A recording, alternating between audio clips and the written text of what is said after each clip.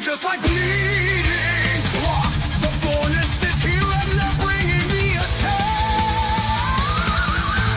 Time to panic and bust the impact.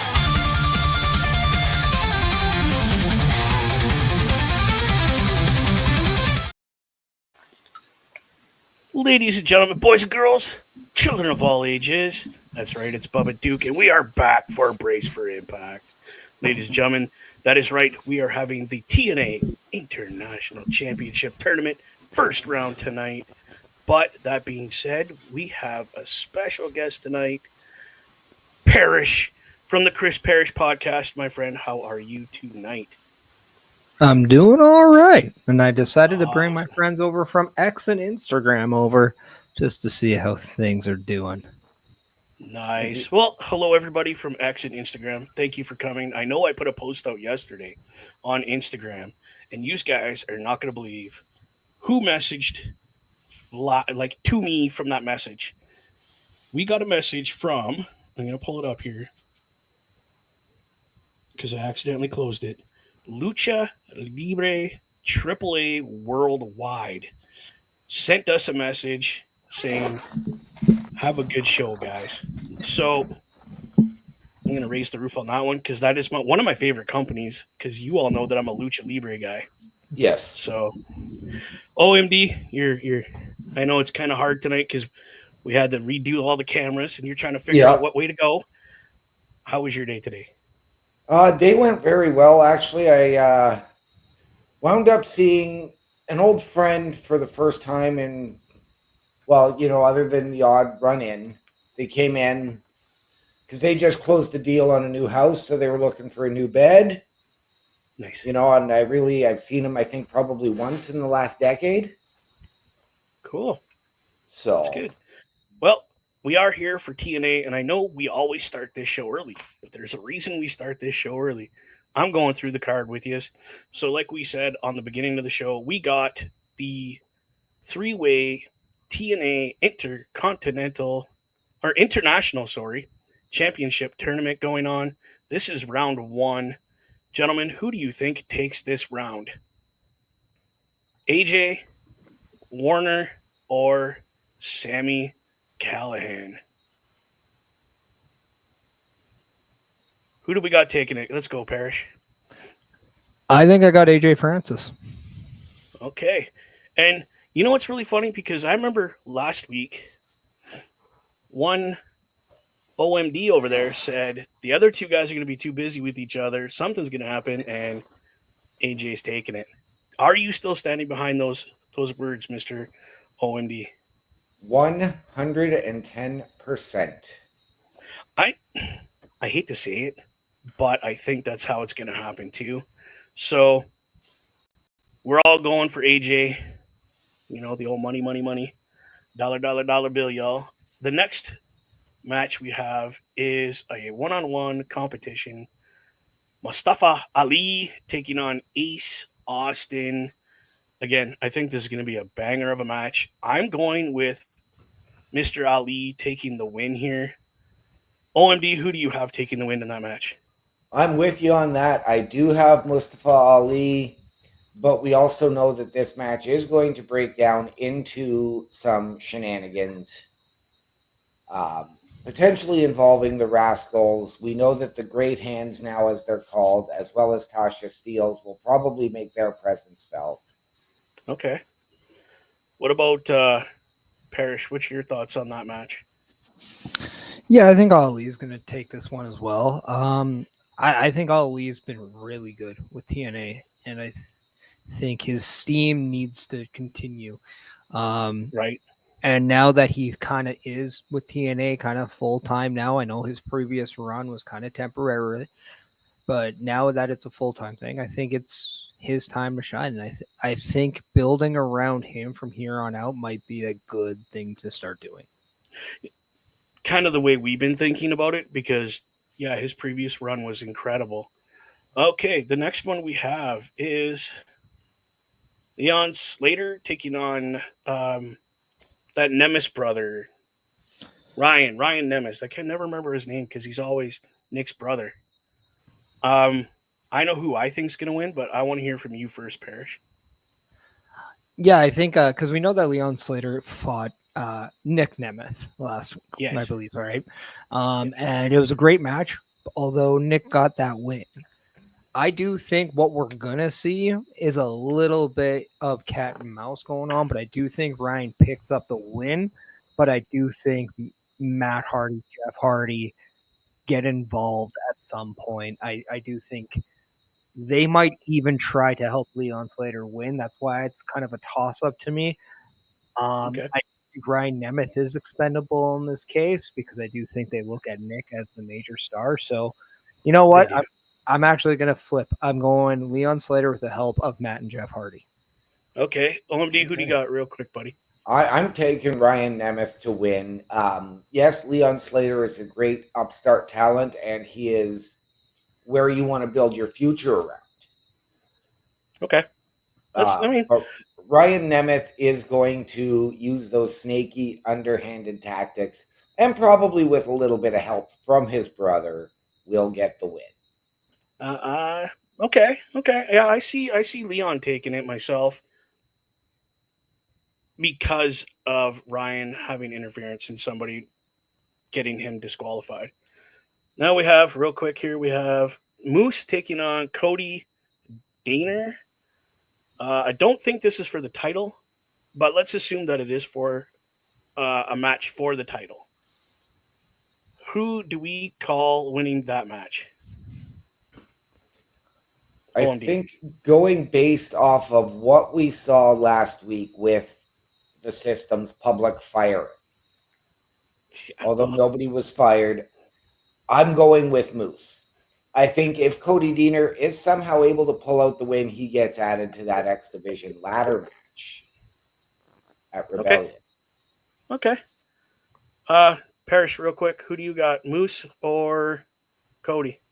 Yeah, if somehow this becomes a hey, if Cody Deaner wins, he'll get a title shot at Rebellion. Like if we hear those exact words, I think it's Cody Deaner, and I think it's because there's going to be some sort of inner fighting between the system. If it's not, I don't see Moose losing. So it's really situational bet to me. But if you're trying to say nope, don't count that, who do you have? I'll go with Moose. Right on. Real quick, because we have All Ego Ethan Page coming out right now. We have the other two matches are Steve and Eddie. Who do you see taking that match, real quick? Parrish, real quick. I got Eddie Edwards. Okay. OMD? Yeah, I'm with Parrish, Eddie Edwards. That's kind of where I'm going as well. And the last match we have is the Rascals against the Systems, JDC, and Myers. I'm going to pick, again, the System taking that one. OMD. I'm going to actually take the Rascals in Okay. this one. And it's going to be JDC and Brian Myers that are finding themselves on the outs with the system. Parrish, I'm who do you got? I'm gonna go clean sweep. I think this could be a good time just to have the system go over, get them 100% through and through, On the get right them to have a page. good night, and then you go to Rebellion. Maybe they get some title shots. That's where they don't get the titles. Then we see something post Rebellion. I'm going to agree with you on that one. That's kind of where I'm leaning with this whole thing, because they just had that segment of everybody getting fired. It's either you're with the system or you're against the system. And I think they're going to have this great week because we're all on the same page. And like you said, when we get to the pay-per-view, it's going to implode. But we have Ethan Page, All Ego Ethan Page, from NXT, opening the show for TNA. Can you believe that crap? Could you imagine this like 2 years, 3 years ago that WWE would be working with another promotion? Parrish, did you see this stuff coming? Like, Well, we've seen in the past ECW and WWE work with each other. We've seen, Mickey James come into the Royal Rumble as TNA Knockouts champion. true, Did I expect a flat out agreement between the two, signed, sealed, and delivered? No.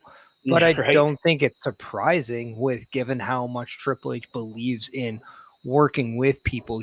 We hear that about the way he does Right. creative business.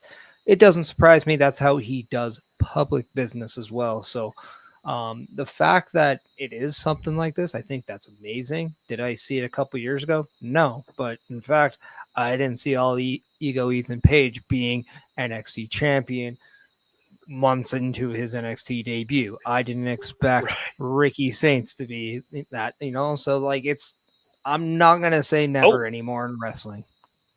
no, not now. You can't nowadays with the. Oh, we got Kazarian coming out, Frankie coming out, interrupting all ego Ethan Page. Oh my goodness, what's gonna happen here? I know last week there was a bit of a clash with these two gentlemen.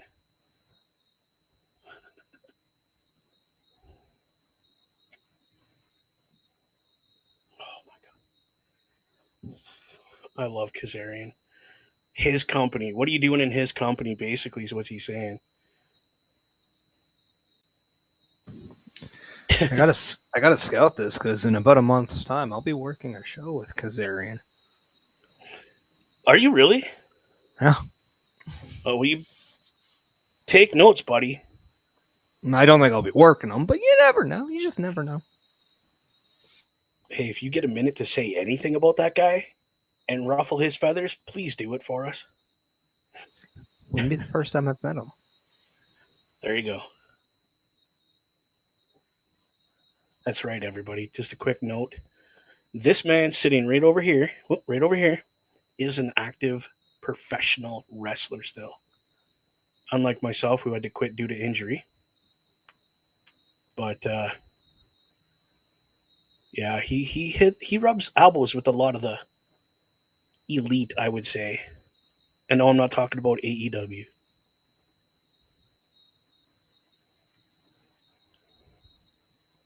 Wow.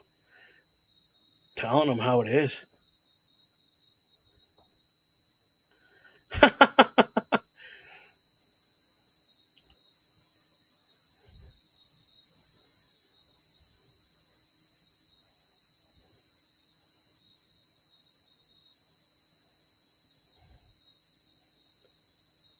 The king of TNA getting booed out of the building.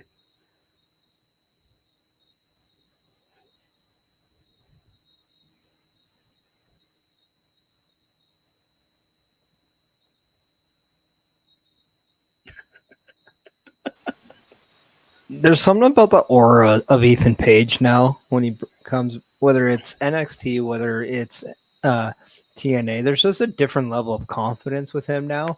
You really see why he is at the highest of his career in this current day. There is Right. absolutely no discomfort, no matter who he's in the ring with, who he's on the mic with, and that is something you couldn't have always said to him. But it's really nice to see that now.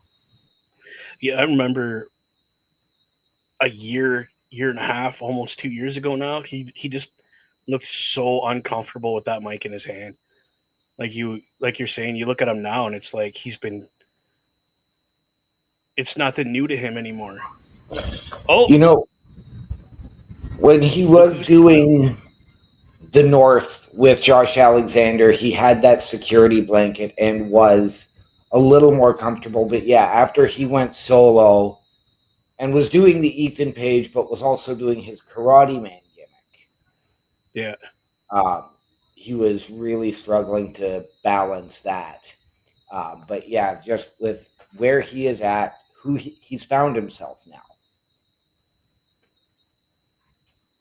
Oh, Santino's making a match, I think, for Rebellion.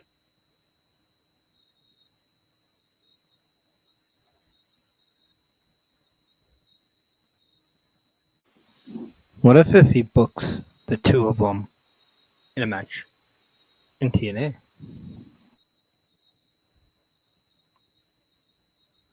Okay.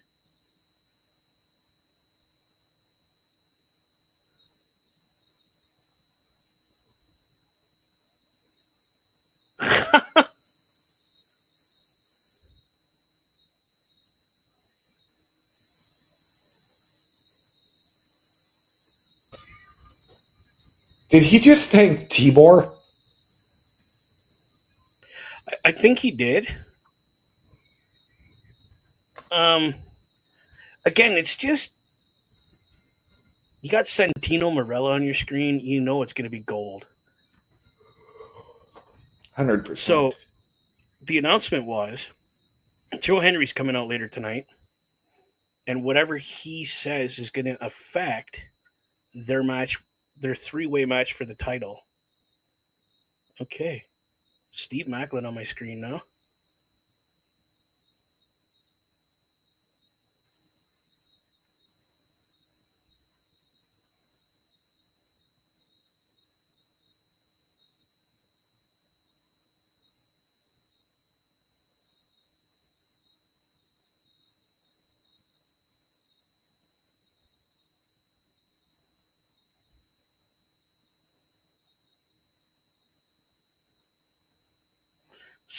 Speaking of the Armory,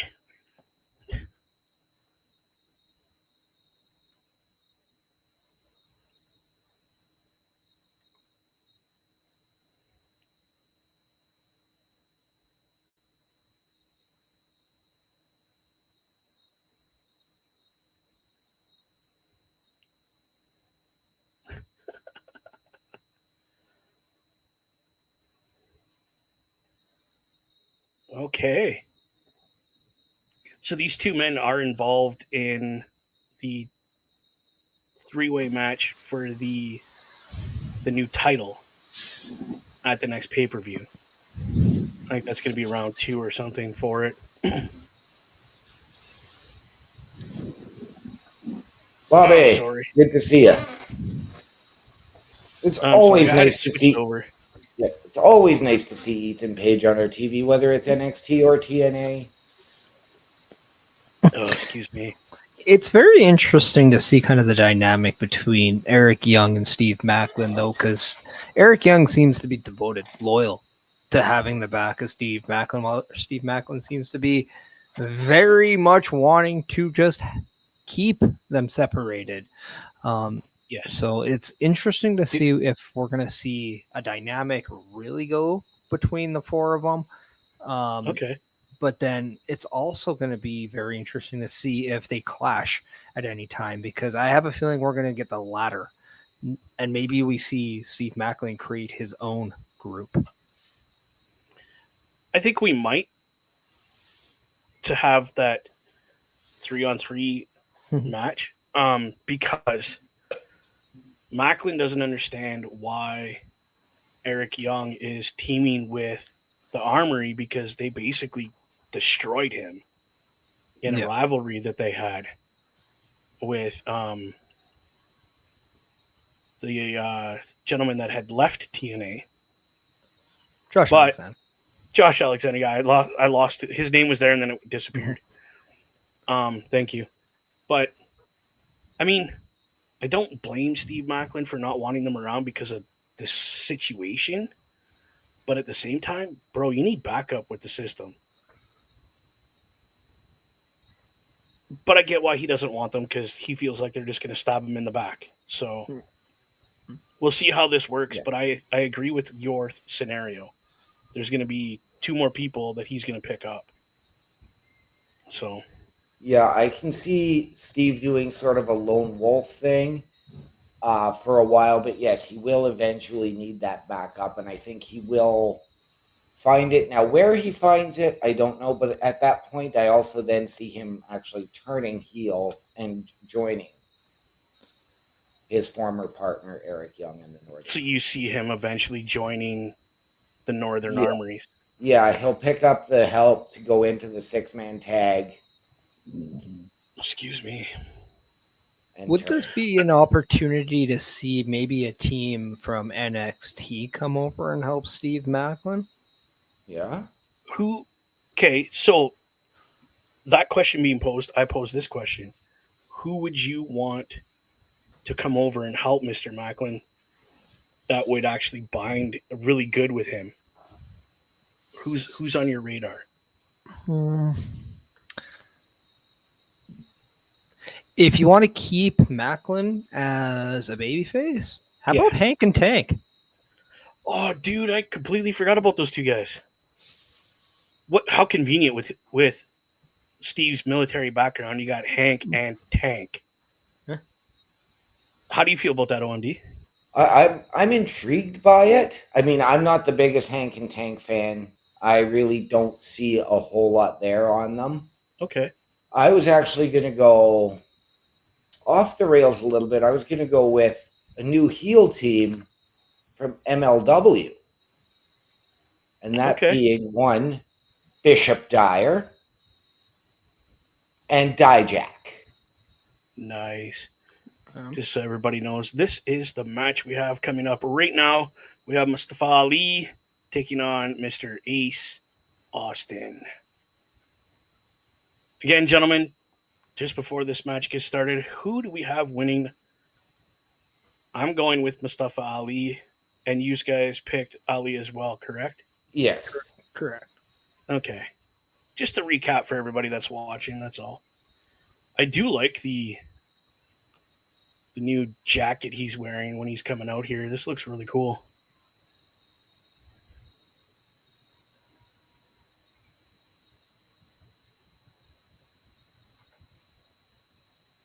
I have a funny feeling that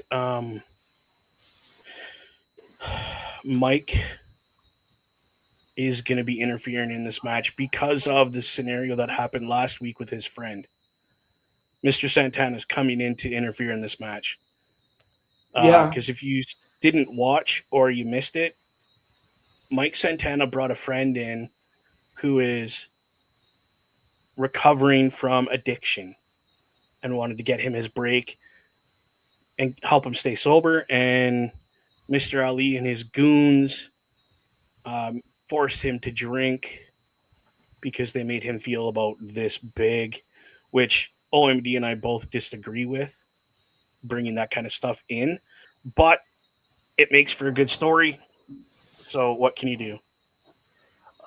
I'll say this: wrestling is supposed to be, in general, an escape, right?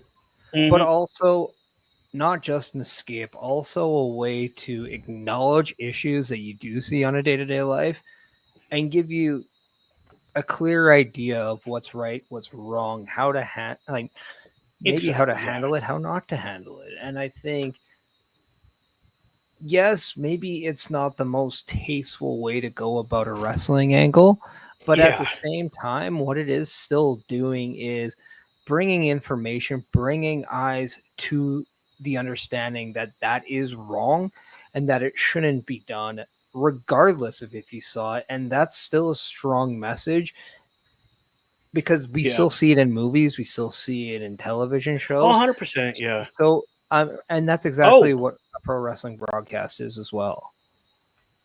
Oh, 100%. Again, real quick, though, it's just because it's so close to home for, I know myself, who fights every day with an addiction issue. Now, I have been clean and sober for going on 20 years, but it's still an everyday battle. Um, they did show, is his name Chris Bay? The Yep. gentleman that, okay, Yep. if you can, please, I'm not pushing, I'm not telling you to, if you want to help that gentleman out with medical bills or anything he needs help with, rewind your program a little bit and click on that QR code and donate $10, whatever you want. I'm not telling you you have to. This guy got hurt really bad, and he's even lucky to be walking right now. Not the best walk, but he's walking. Mhm. So feel free to help him out. I believe in the cause. I've donated money to it. I'm not going to tell you how much because it's not really important, but feel free to help him out. You're right, Bobby.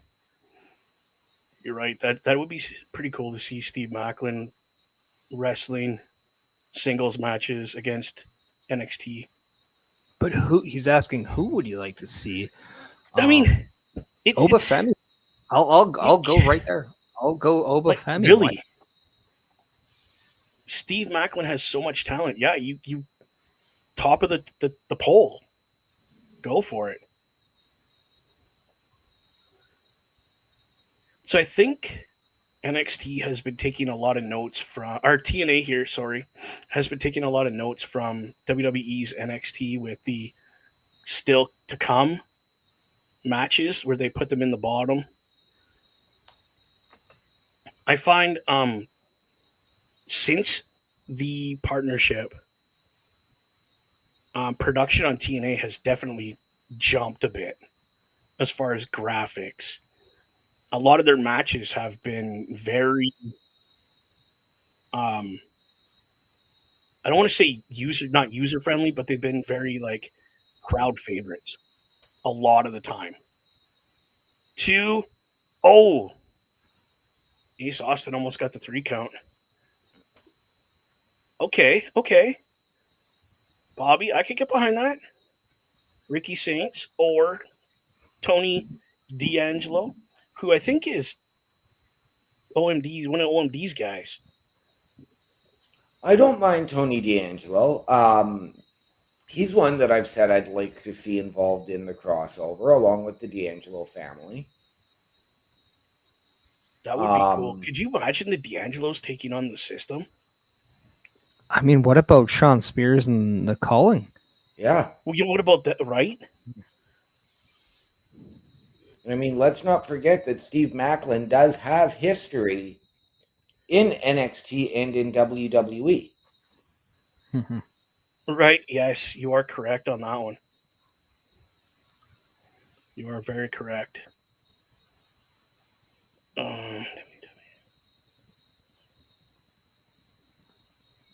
Did Mustafa Ali just seriously smoke him with a chair? Yep. Oh, well.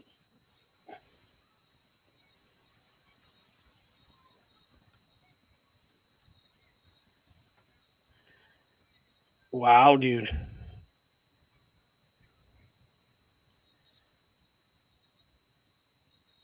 The great hands just taking out Ace Austin. Holy. Okay, this is where I see I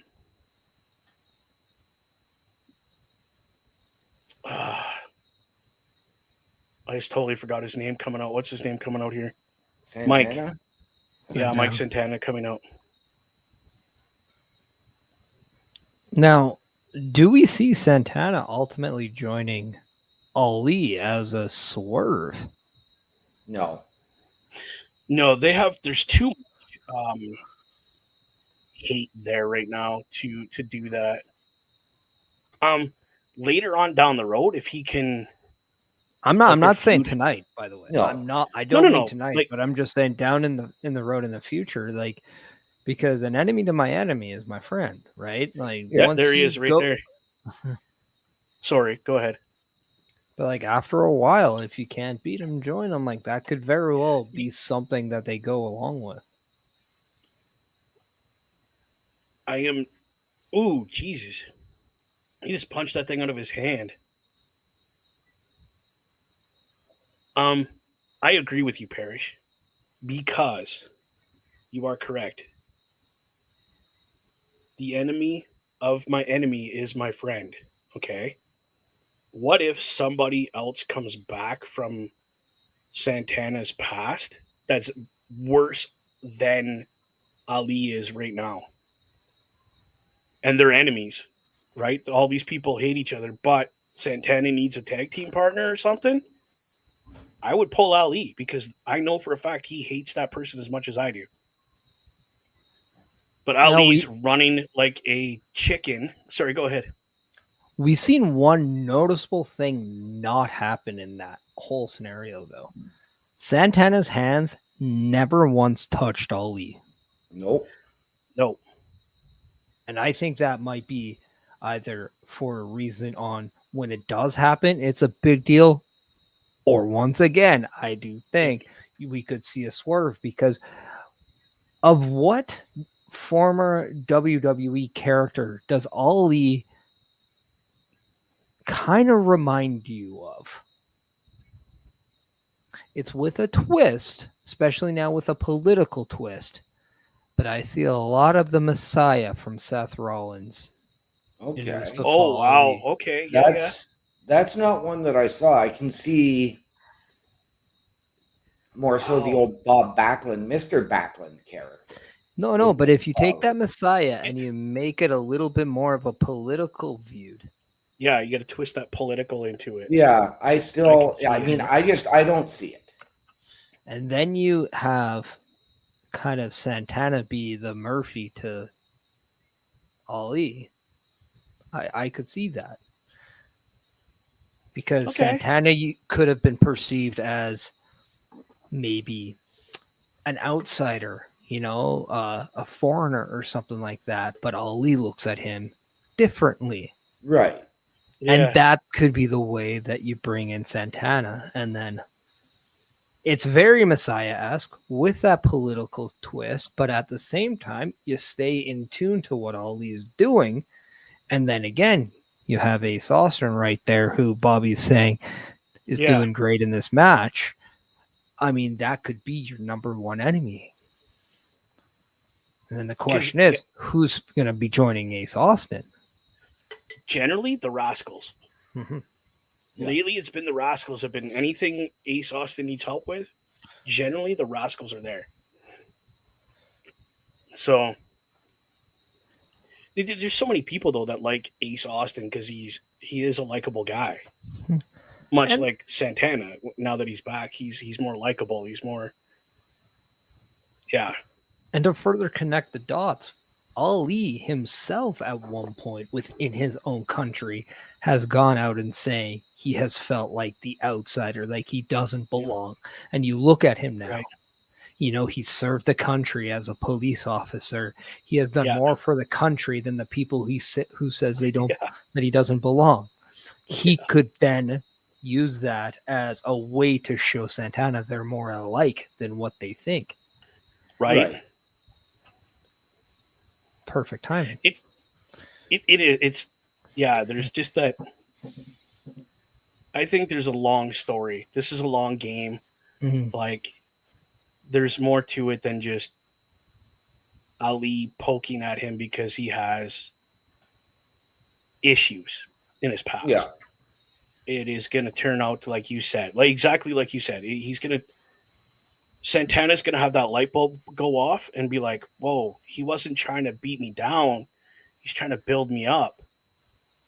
And that's where they become a tag team or partners somehow, some way, some reason, Well, and the long-term aspect could be very much he brings Santana in only for Santana to really see that this was more of a brainwashing type thing. So eventually this just helps Santana in the long term be an even bigger babyface star. That's at the true end of it. too, right? See, Yeah. and I'm like, I mean, for me, I think it's more apropos that let's say Santana needs to find a tag team partner. There's one person in WWE that comes from the same place as Santana, and that is What's one going on? Damian Priest. I mean, right? I mean, it wouldn't be the worst crossover, but at the same time, Right. this also would be a very fun time to see an AJ Styles one as Oh. well. Who better to It's- help anybody identify themselves, Anybody. the TNA crowd, than probably the living icon of AJ Styles? The heck? I missed what happened in the van, in that car. Santana's the driver. Oh, geez. That would have been funny if he would have locked the doors.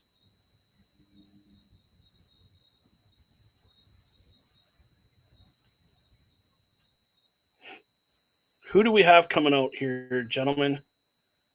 Is this our Moose match? I think appears to be. It appears to be this match, ladies and gentlemen. But Moose and Cody. we can Yes, say it Diener. is.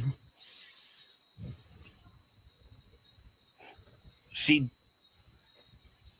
yeah, the system's coming out basically with, because Cody Deaner's such a threat to them to Moose, right? Like, so yeah, Moose is scared. He's gonna lose his title tonight. It's a non-title match. That's what I mean. Like, it's not even a title match. So why do the clowns got to be with him? I think they want to show more unity Yeah, I think and that's more what it is too. and more of a we are one mentality. So I think that's kind of where they are. They're sure trust the system, right? Yeah, And what better way to show trust than to exemplify it by numbers. being in the corner? Yeah, exactly. Yeah. So I think that's exactly why we're seeing. That Yeah. was a very Now we do know, because I'm going to guess that immediately following this match, we are going to get the JDC Brian Myers versus the Rascals. That's what I'm thinking too. Yeah. Do we see them come out in the case of a beatdown, and do we maybe get a 6-man tag out of it as opposed to this supposed one-on-one or that tag team match? This is the stuff he wore the last time he wrestled JDC OMD that you missed that match. He's all TNA. But to go back to that question, the logic definitely works there. Mm-hmm. And I wouldn't be surprised by it, but at the same time, I can almost see this match not going in that direction, only for them to go in the tag match, and that doesn't go in, and then they go into it. That way, they are still giving you what they advertise, but also they're like, this is what happens at TNA. Like, you just never know. Yeah.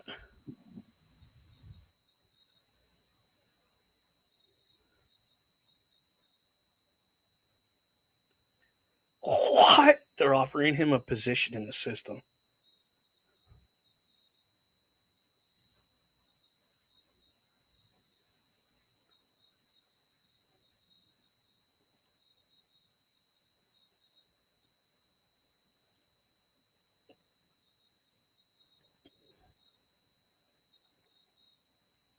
They're, they're not even offering him an official position.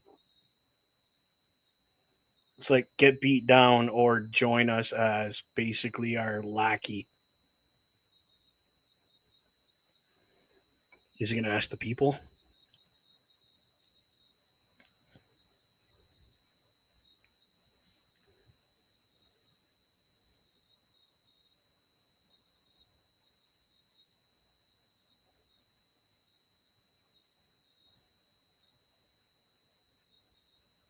It's the people's choice. I love this.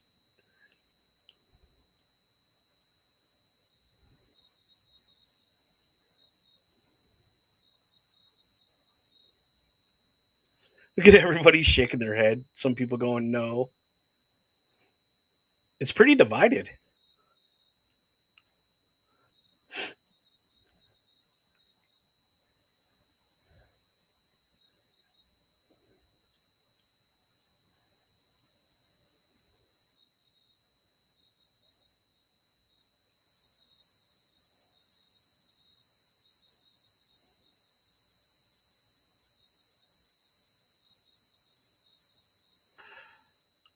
Now he's challenging Moose for the X Division Championship. I wonder if he's just going to enter that match. Thanks, Bobby.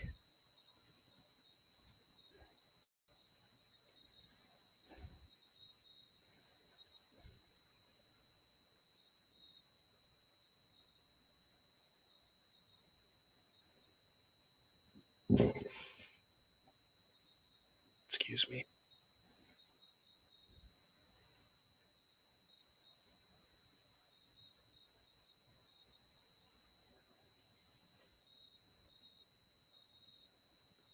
So 2 minutes in the ring with Moose, and he gets an X Division title match.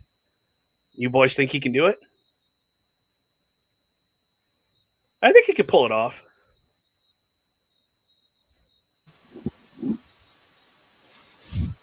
I do, and I think this is the way for Cody to not only like outsmart the system, but maybe there are people that are going to help Cody. Right. I mean, I feel if I was at this event, I would come out and help him.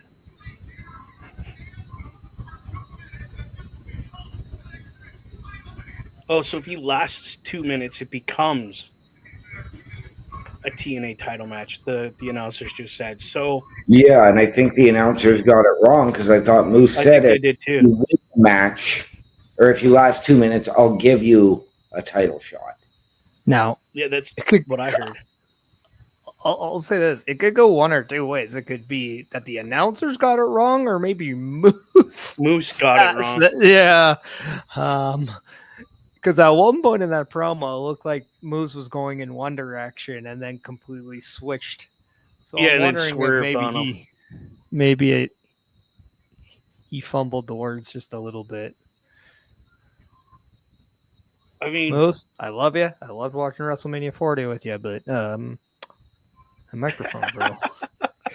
but you know what though? That's what makes wrestling is sometimes, like it happened on was it SmackDown or Raw, words get mixed up.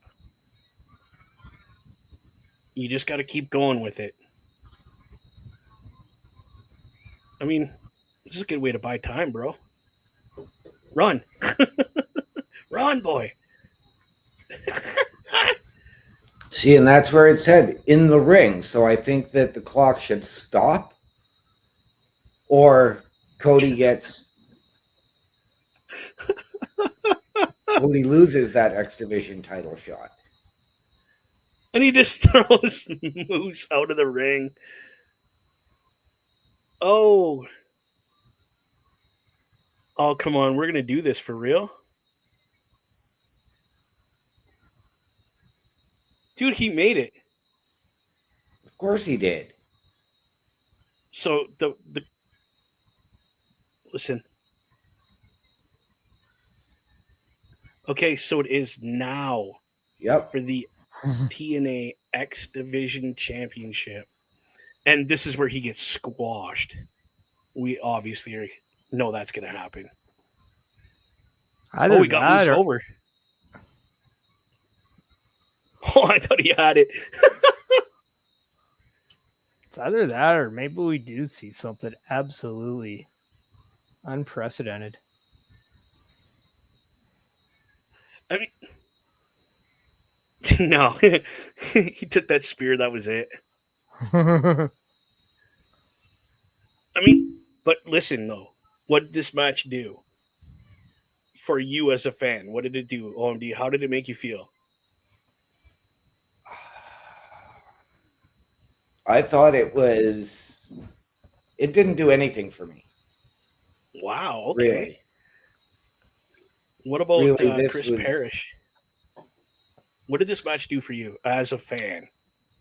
Well, I mean, as a fan, you kind of look. I mean, I look at it this way: if you're in the live crowd and this isn't exactly what you're expecting, it got you a little bit more rambunctious of saying, "Okay, well, if you can do that, maybe you can do this." But also, it allowed Moose and the system to showcase their kind of maybe, I don't want to say dominance, but their loyalty with each other. Like they were definitely had one mindset in there.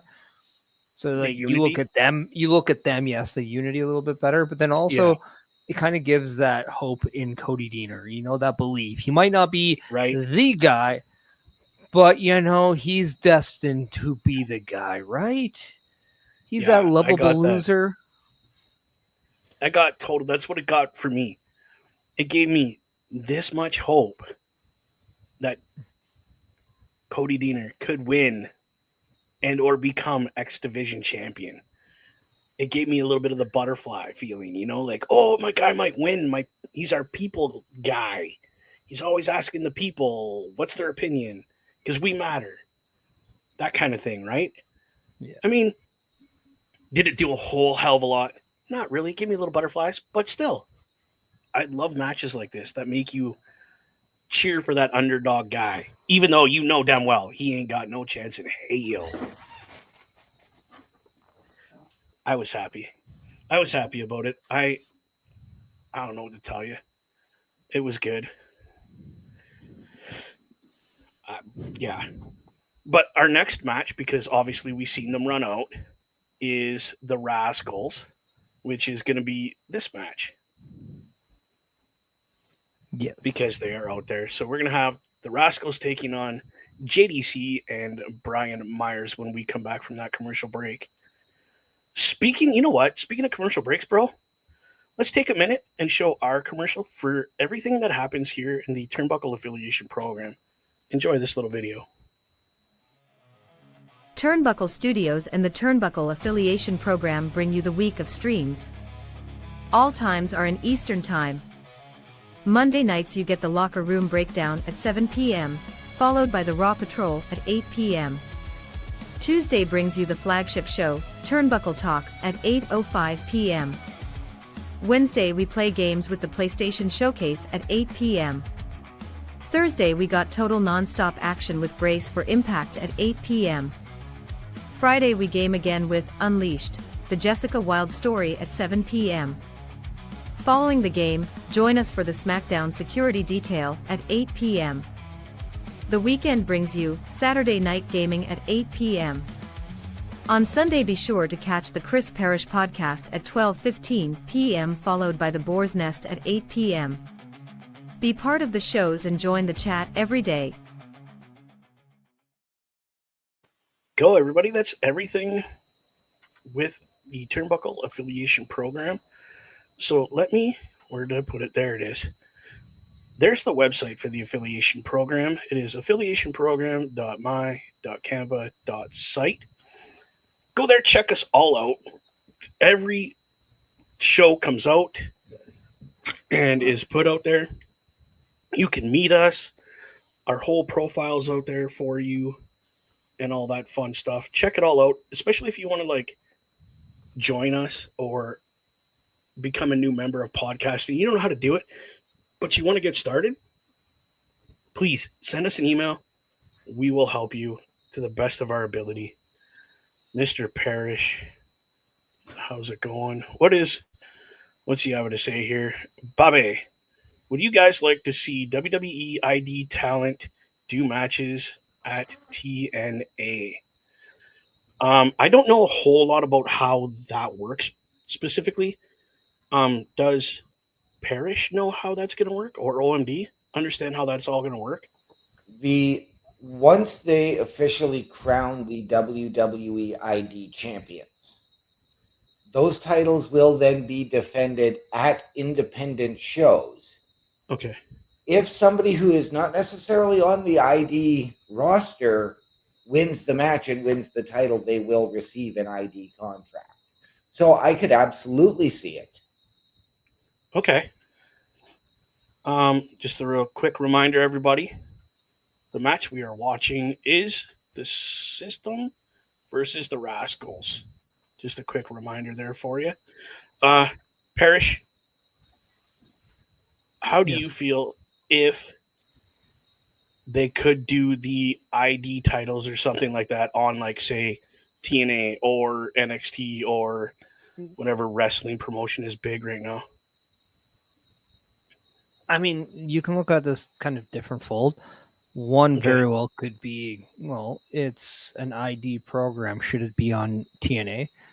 And would the wrestlers in TNA want to push their time off television for up-and-coming talent that haven't made it there? I don't know. I mean, that's a slippery slope on that thing.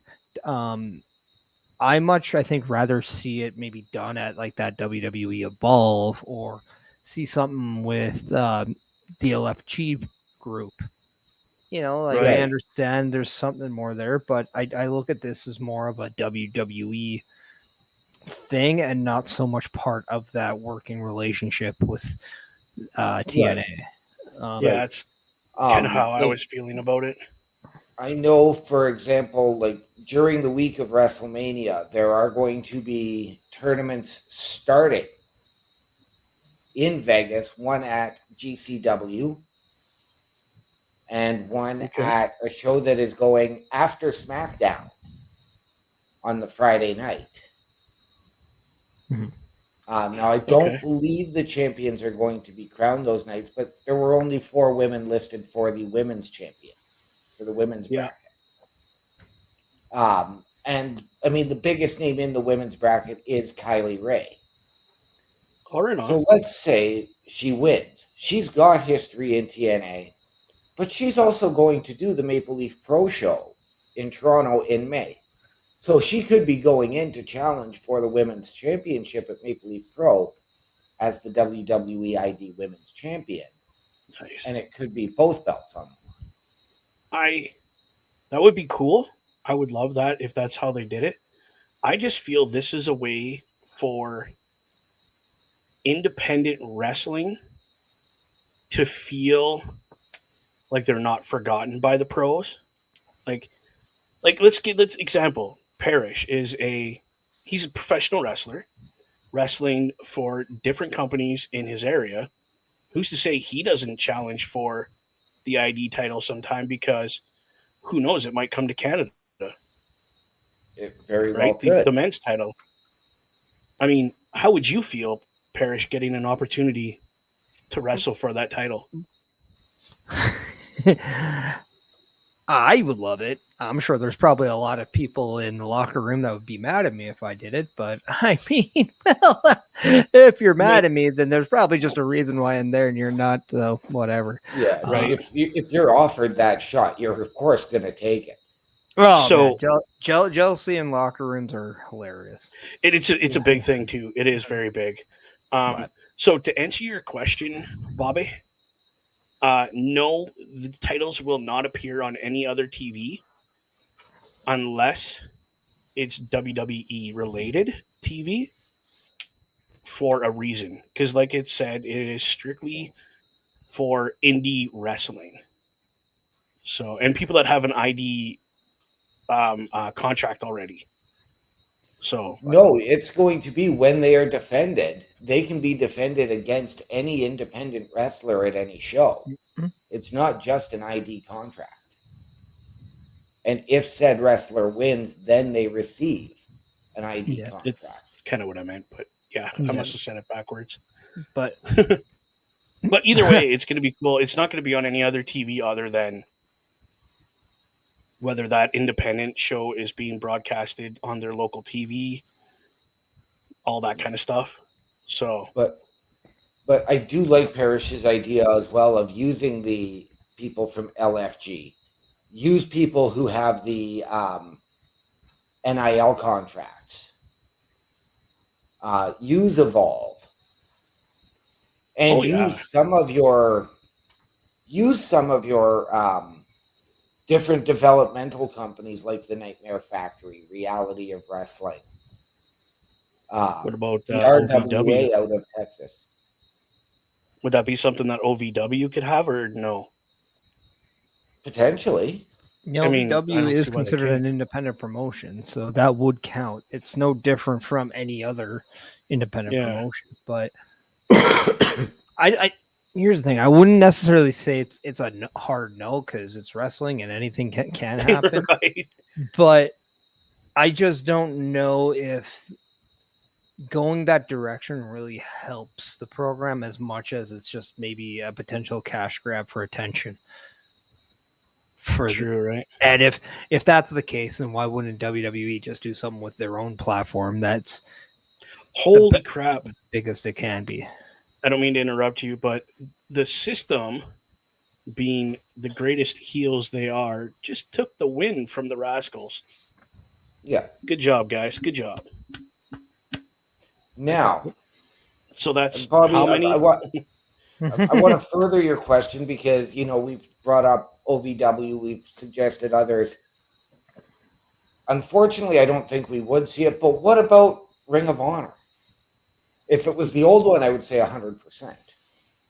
Ring of Well- Honor died when AEW bought it, as far as I'm concerned. But again, personal opinion. I think we there's a still lot have you Joe can still Henry do with coming. Ring of Go ahead. Honor. That I don't think is it. I think just Tony giving it some TV time would be nice. Right, giving it some real TV time. So up next, gentlemen, we have the first round match for the International Championship Tournament. That is coming up next. And again, we're all picking who to win. AJ Francis. Francis. There we go. Lot Dalla. Yep. I think it's going to be because his tag team partner is going to be there. And plus, the other two are so over the top emotional about what they've got going on right now that, yeah, they're going to. If he's smart, dude, powders, hides, let them beat the snot out of each other, come back in, take the win, and get out. I'm going to call it now. This match is going to get so over the top. They've already talked about burying the other. Oh, yeah. I would not be surprised to see Sami Callihan versus Mance Warner at Rebellion in Monsters Ball. Whoa. It's been a hot minute since I've seen an actual, like, really good Monsters Ball. Now, would you say Rebellion or would you go Unbreakable since it's a week before? I'm going Rebellion.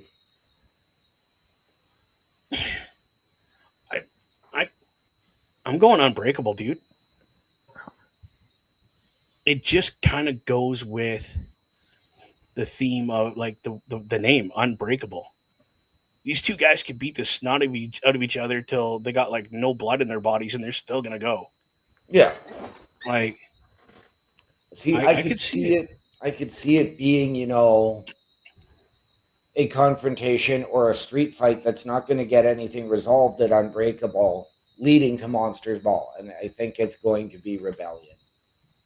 I mean, you're building up two essential pay-per-view specials in a matter of a week. right? That makes it hard, yeah.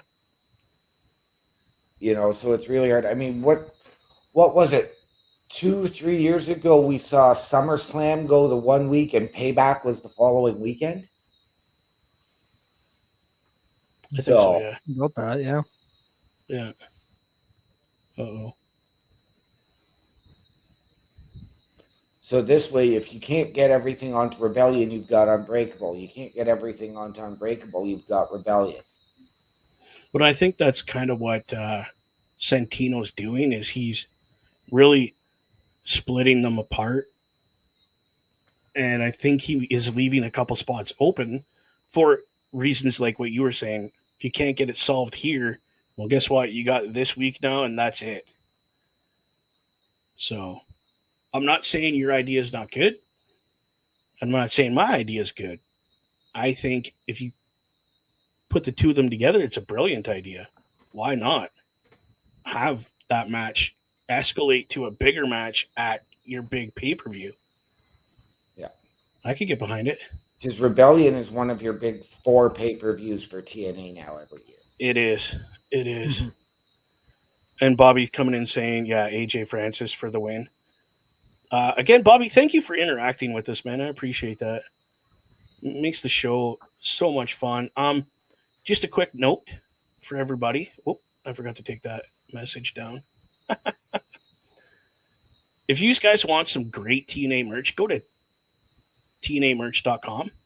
Or if you want to check out what's going on TNA Wrestling, go to tnawrestling.com, where you can keep up with all the great news and matches and everything that's going on within TNA Wrestling. So 1 week tonight at Unbreakable, we got, whoa, that went by really quick. So there's 3 different matches. They're all triple threat matches, which is in line with pay-per-view they had years ago where it was a triple threat match. I think it was Samoa Joe, AJ Styles, and somebody else. And I can't remember. Are you But it thinking was, AJ Styles versus Samoa Joe versus Frankie Kazarian? yes. And they tore the house down that night. I think it It was like, yeah, Joe Daniels and AJ. I think it was. Yeah, That was the big something one. like that, yeah. Yeah. yeah. But it was just incredible. Again, a reminder, y'all, this is the match, the triple threat match we're getting right now, live on TNA. Yeah. So Zachary Wentz was supposed to be in one of the triple threat matches, but got taken out because of the Sami Callihan Mance Warner situation. well, And I believe that Sammy, go ahead. Sorry, because go I ahead. think the way they broke it down, you've got 3 triple threat matches with the winners are all going to face off in another triple threat match at Rebellion. Yep. For the international title. The new international title. So just to give everybody a heads up, the digital championship non-existent anymore in TNA. It doesn't exist. They instead replaced it with the international championship, which I think is better because it strips these 2 idiots of the title and gives everybody a reason to compete in these triple threat matches to get this new title. Again, brilliant idea from our director of Authority. Brilliant move.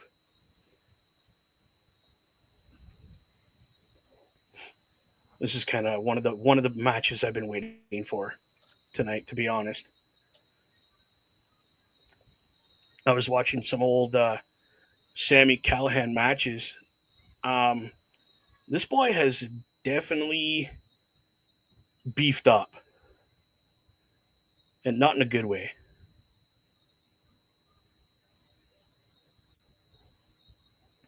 I love that he's rocking the eye patch because he got hot coffee in his eye a couple weeks ago. What I would love to see, and I know we won't see it unless it's at a Pro Wrestling Revolver show, Okay. would be a reunion of the Switchblade Conspiracy. One Sami Callihan and one John Moxley. Wow. I think if Moxley leaves AEW, he's on his way back to WWE. But Moxley is also one of the owners with Sami Callihan of Pro Wrestling Revolver. Yeah. But you never know. So Look at AJ. This is what he needs to do. Just stay out of the way.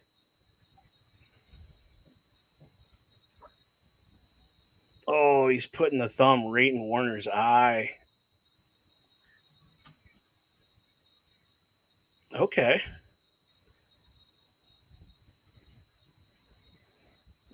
Is AJ going to run the... Oh, no.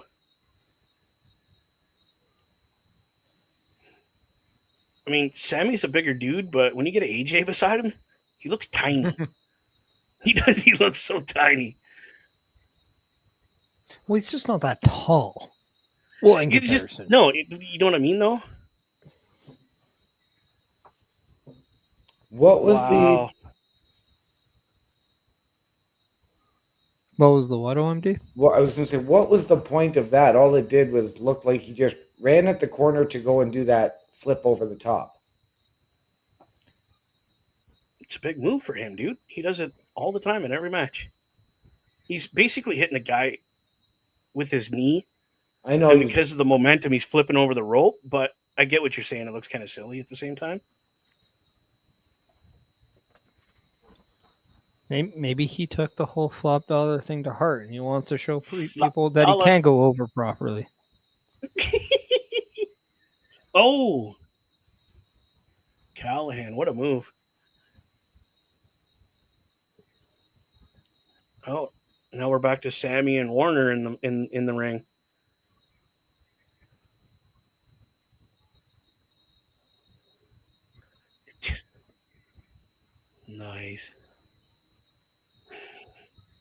not a huge Warner fan, but at least the guy can perform.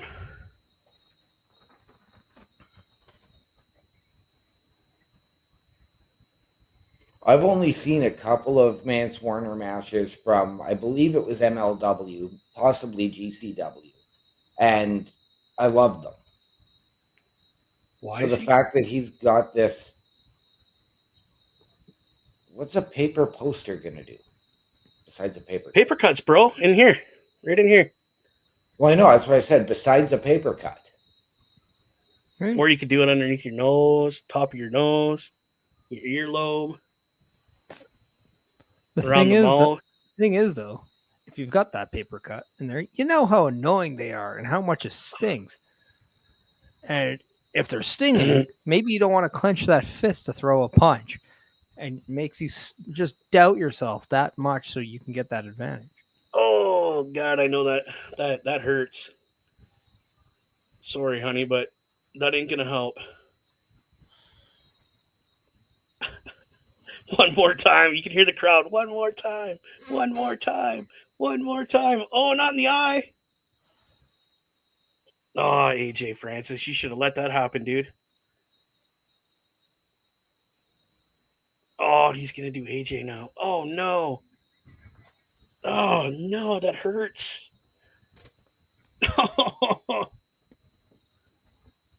I'm sorry, guys, but I've had that done to me. It hurts a lot.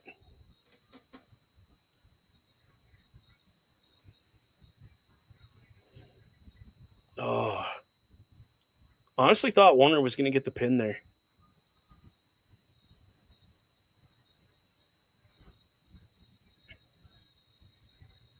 Oh, I thought we were pulling out a kendo stick. I would have been like, sweet.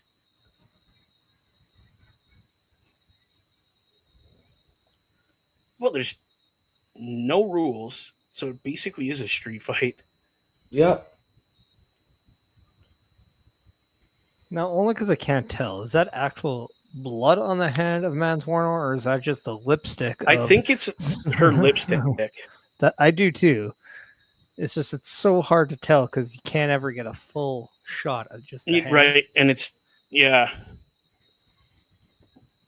I didn't see it till after she kissed him. So, yeah, that hurts the hands too. The vibrations from those chairs. Yep. Flip that chair over, bro. Oh, geez. Okay, good. Phew.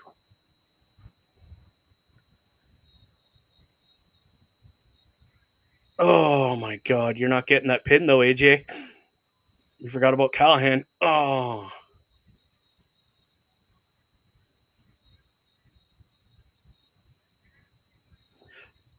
While we're watching this crazy match, OMD, can you please, very briefly, tell me who's coming to the Sioux for the CWE show? We are getting a TNA legend. We are getting Supermax Hernandez. Yes. Former TNA Tag Team Champion, a member of LAX. I wish we were getting to Chris Parrish, but I will take Hernandez if I have to. Oh, there goes that chair. Why would we want a guy like Chris Parrish here in the Sioux? Because he's awesome. To forget That the is fact I got a awesome guy news, like Bobby. you in the building. Oh, Yeah. Yeah, except now with my schedule at work changing in 2 weeks, I is may he gonna not rip be the able to eye go out? because if it's a Thursday night, I'll be working. Oh, he's gonna use his thumb. Oh, right in the eye. Oh, is he going to declare a thumb war? I think he just did. Not gonna lie to you.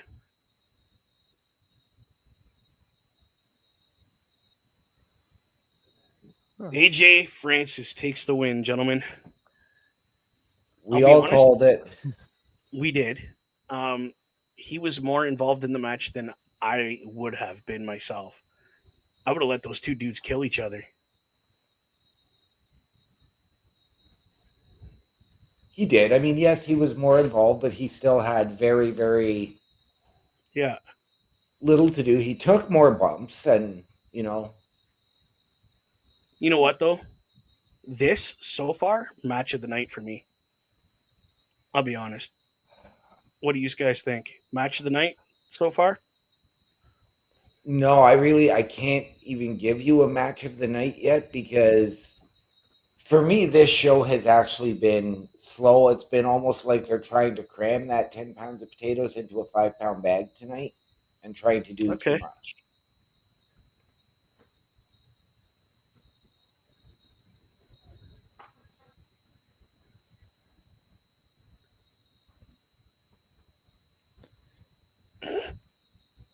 But I think with what we saw with the brutality of this match between Warner and Callahan, I think that absolutely is leading to the Monsters Ball.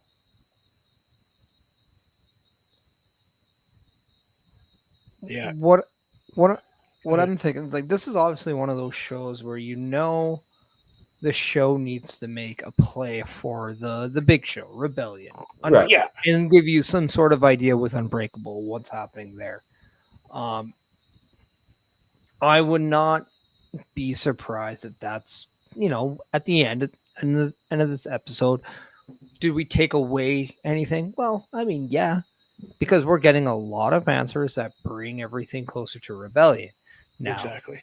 is this like the best ever episode of TNA? No, but it's a very detailed episode, It is. which is a very Right. important episode because we are getting a little bit more understanding of what's happening just with the Joe Hendry, Kazarian, and the Ethan Page situation. What we are Right, yeah. getting is a little bit more understanding to the system and kind of how they responded from last week and weeks prior.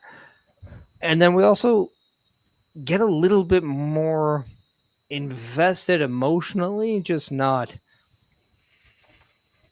we just don't maybe believe him physically as much, but Cody Deaner has definitely taken that another step to getting Yeah. loved by the fan base. Yeah. And then we also saw developments with Ace Austin and with Ali, who I wouldn't be surprised if Ali is the reason why Ace Austin does not advance in his triple threat match. Right. However, on the flip side, if I'm Ace Austin, I kind of want, or if I'm Mustafa Ali, I kind of want Ace Austin to win because now you're fighting for a championship. right? So you can go one or Yeah. two ways there, but and then again, you add the Santana factor in. That's that, and then now we're getting Leon Slater, we're getting Nick Nemeth or Ryan Nemeth. So Yeah. that's going to add a lot with the Nemeth versus the Hardys. My thing is, where do we see Leon Slater kind of fit with that whole thing? Is he being used as a pawn to help them, or is he playing a key factor in this? And that's kind of where I'm kind of leaning into. I'm kind of more curious to see why Leon Slater is being pegged in this position, because if he is the focal point of the Hardys getting to the Nemesis or vice versa, then what does Leon Slater do when they do have that tag match? Right. Yeah, and we can't forget that Steve Macklin and Eddie Edwards are part of Yep. one of those triple threat matches. So, and they're fighting tonight. So They are. That's It's going to gonna- be our main event. it's going to be a brawl, is what it's going to be. The one thing that I've noticed tonight, and it's really, really evident, is the lack of knockouts tonight. Yep. Yeah. Unfortunate. Well, and I think this is probably done for a reason, because I'm going to assume that next week we're going to see maybe more knockouts and maybe more of a knockout heavier show I in think the we sense will. of more. Yeah. And I think that's kind of what you have to do at times. Now, If you're not sorry, able go ahead. to have that perfect mix, then Yeah. just have that back and forth week where it's something different, because it does give you a variety, but it also gives you, hey, look how powerful our show can be. We can hit you here, and then next week we can hit you with here. Yeah. Oh, you got Sammy Callahan and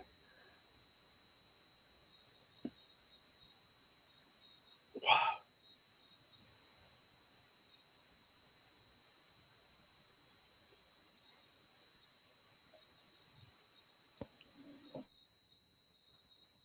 Monster Bro.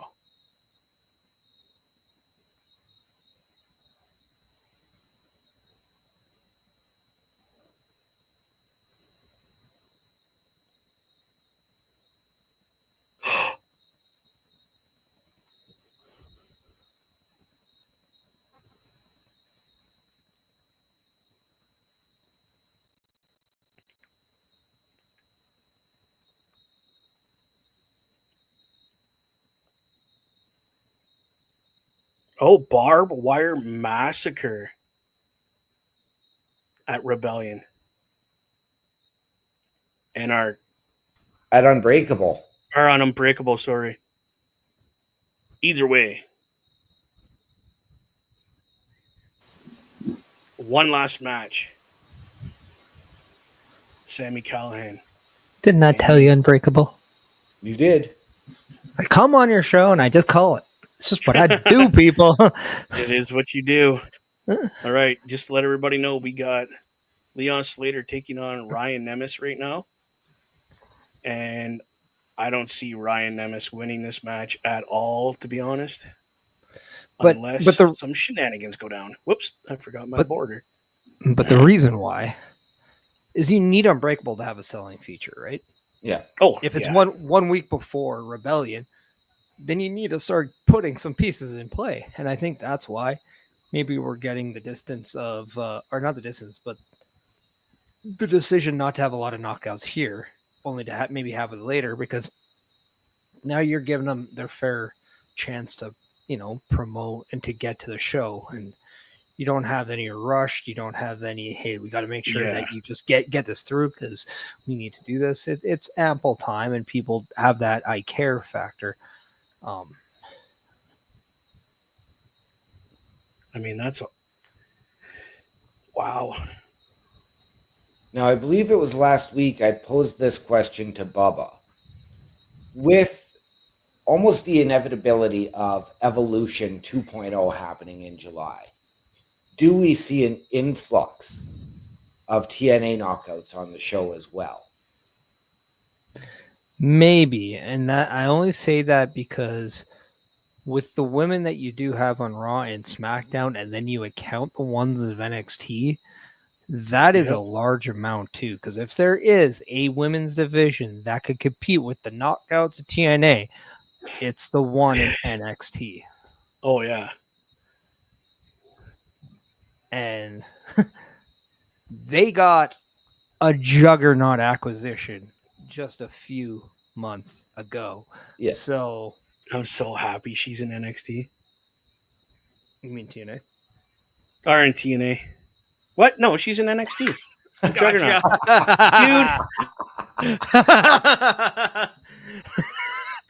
Gotcha. Yeah. Good job, guys. Good job. Yeah, buddy. Gotcha. Yeah. I'll give you credit on that. That was a good one. That was a clickbait and a half right there. You actually made me second guess myself. I'm like, no. What? Hold on a minute.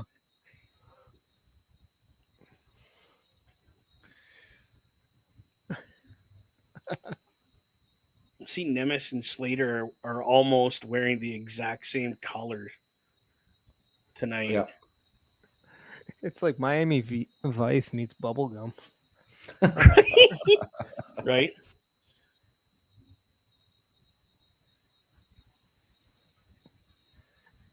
So Unbreakable is next Thursday for Impact. So the Under Siege paper, I guess it's a pay-per-view or something, on May 23rd. I was looking at tickets. They were really cheap floor seats. And then I looked at my schedule when a boat's supposed to come in. The exact same day a boat's coming in. Oh, jeez. Yeah. But SummerSlam, July 20th, is in New York City. Wish I could go to that. And it's 2 nights. It's two nights, and it's actually in New Jersey because it'll be at the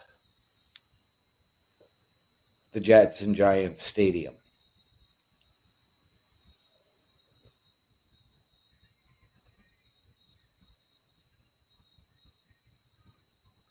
No, Please take it too damn Slammiversary is what you're thinking of. July 20th in New York. What did I say? SummerSlam. Oh, okay. Slammiversary. Yeah, but SummerSlam is in New York in August.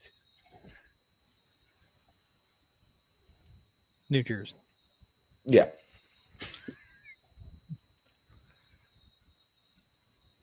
Nemesis was going to do a twist of fate. Slater was just like, no.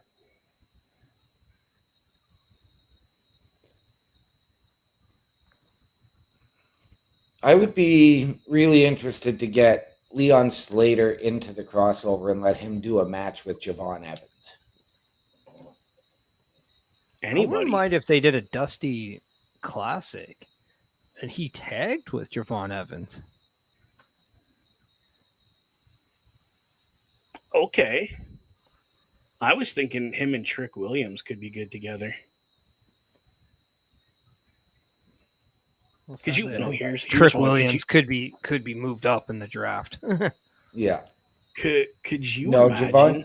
Javon Evans and Leon Slater. Now, I know we're all thinking that Fraxium is going up in the draft. But what if they don't?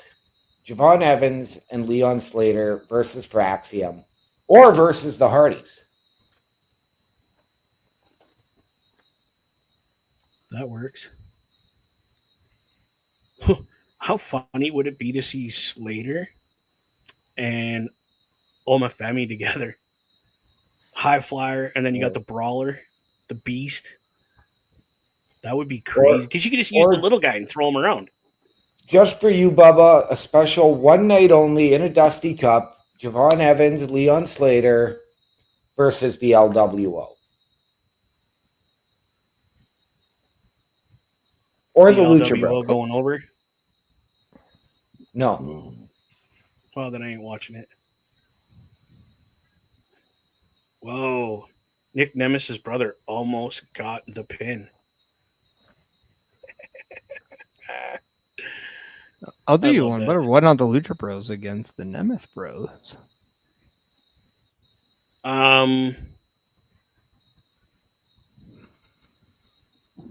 Ryan would definitely have to pick his game up to be able to even compete in that match.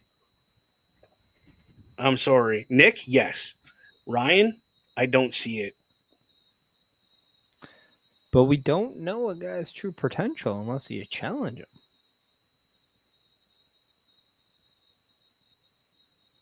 The heck? Yeah, I seen this happening.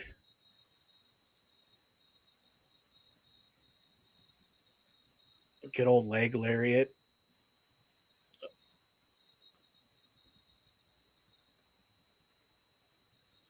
Did they call that the twist of slate? Maybe. That's embarrassing. Oh my god, that is such an epic move. Slater getting the win. That was crazy.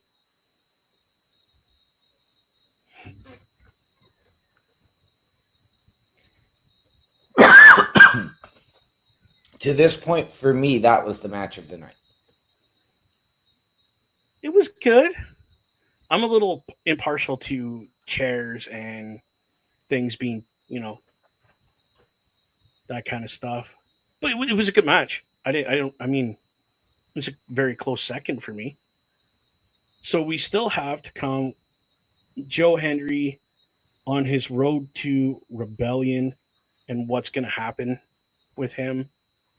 But up next is Eddie Edwards, Steve Macklin. I see this being an all-out brawl with the System, Steve Macklin, and the Northern Armory, to be honest. That's where I see it heading. Yeah, I think where I kind of see is the fact that we have the match goes on, and we see the system get involved. We see Eric Young and the Northern Armory come down. Macklin sends him back. He ends up taking the pin, only to add to the whole, hey, if you just accepted our help, we could help you. Yep. Right? Is that how you feel, OMD? I can see it happening, but I see Macklin again still just wanting to run things on his own, kind of like a lone wolf, Okay. and then depending on where they decide to go, if he does pick up backup from outside, be it NXT or elsewhere. Okay. Well, okay.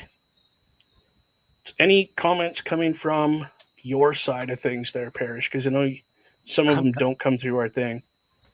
There's a not- lot of people enjoying the show, eh? Yeah, and also That's I'm good. not gonna lie, I have everything on the same computer right now. I just have the full screen of the show. So, He's loving the show right now. well, I mean, That's okay.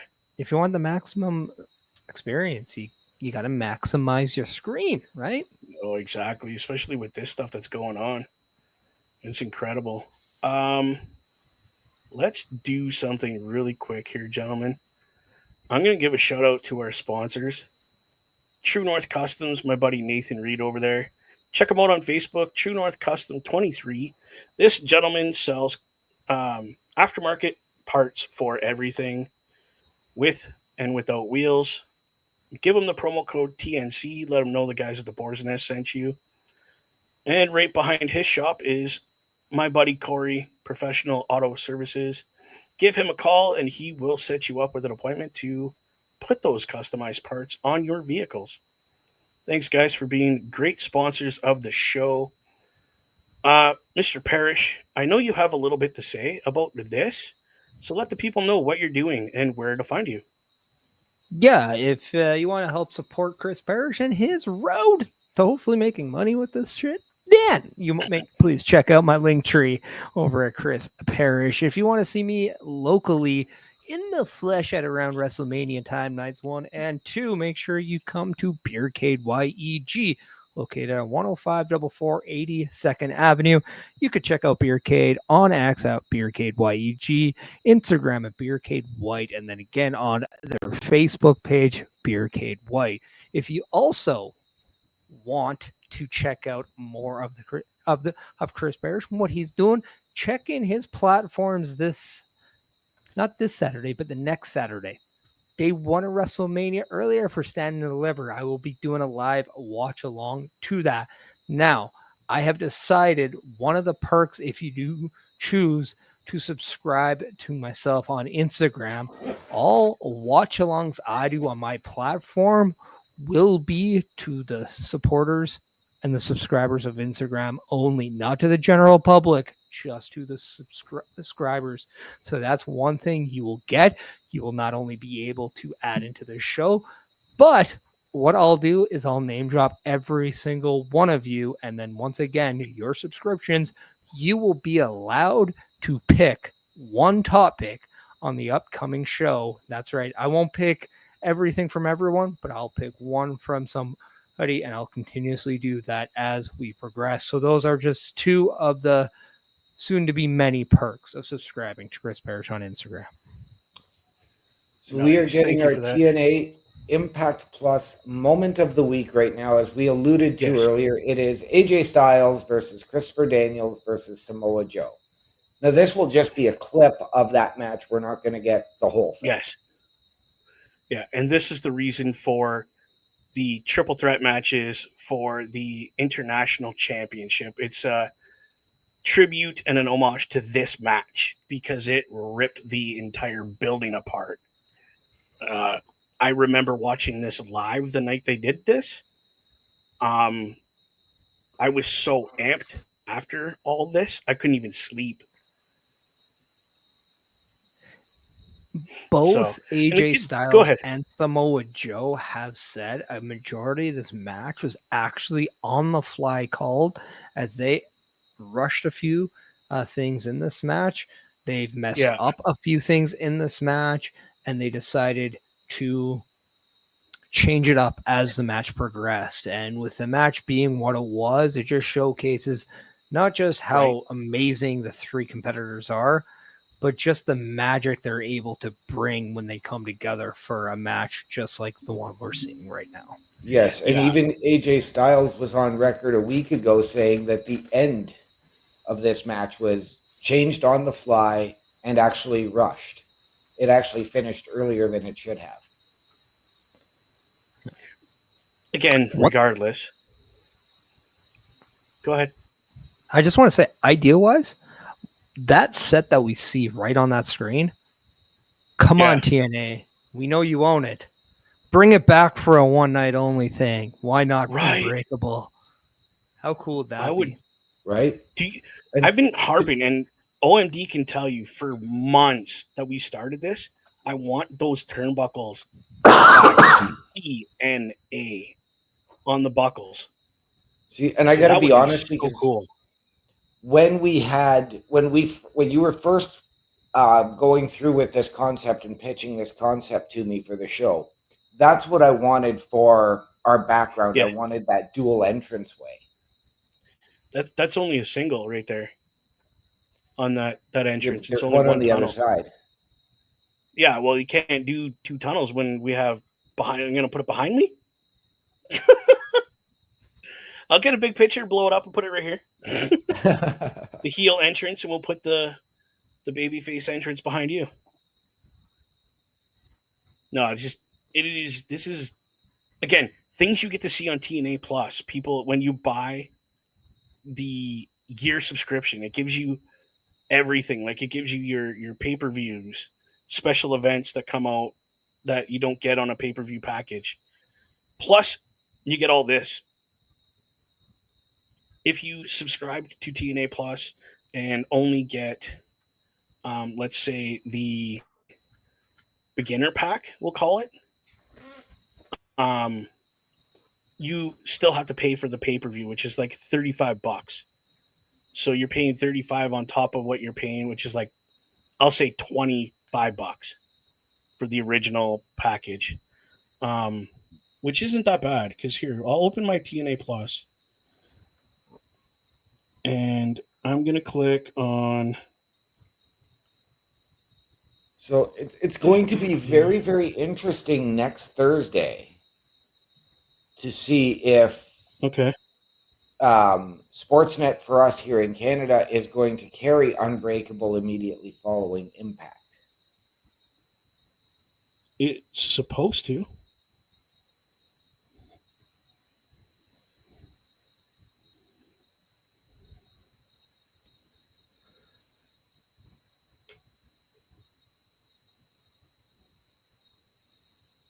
But if not, it's another great reason to subscribe to TNA Plus that you can do It is. right now.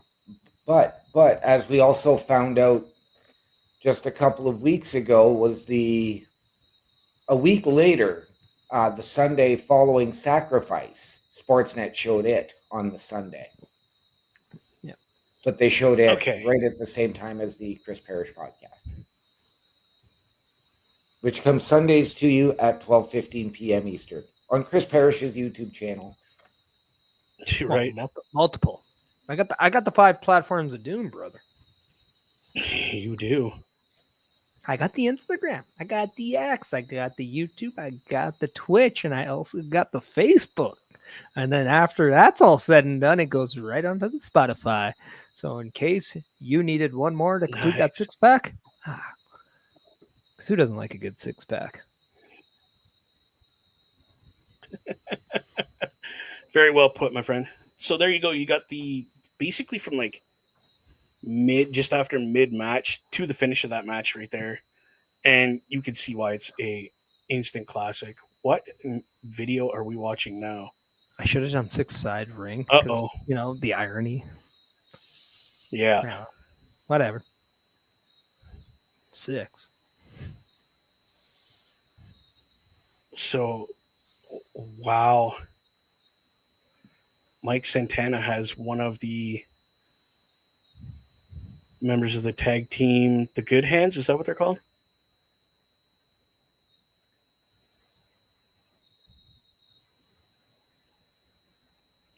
Yeah, because when he did drive off, only one person remained in the car, and that's the one he bashed in the driver's seat. So he's basically hijacked him. Kidnapped them. Let's Well, he's be not real. a kid. He man-napped him. He man-napped them. There you go. That's what we're talking about.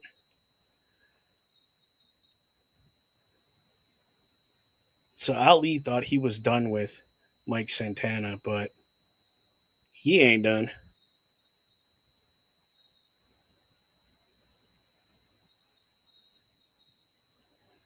Oh, he's got John from the Good Hands.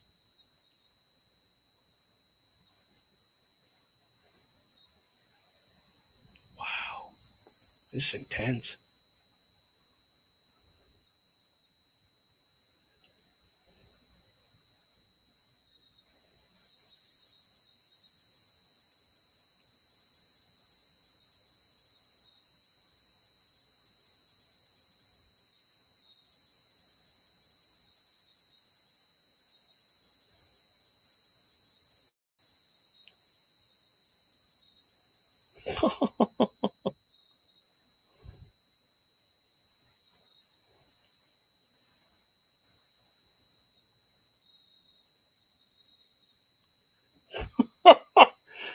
That's awesome.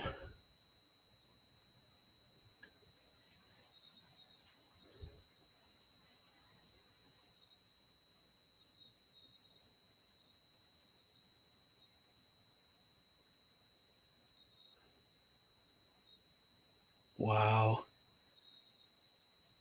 That's some pretty intense little video right there. Wow.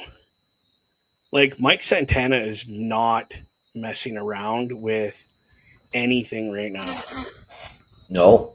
or anyone for that matter. Again, do we blame him though for what happened to his friend that he was trying to help out, and then Ali goes and does what he does? I really don't blame Mike for taking this route.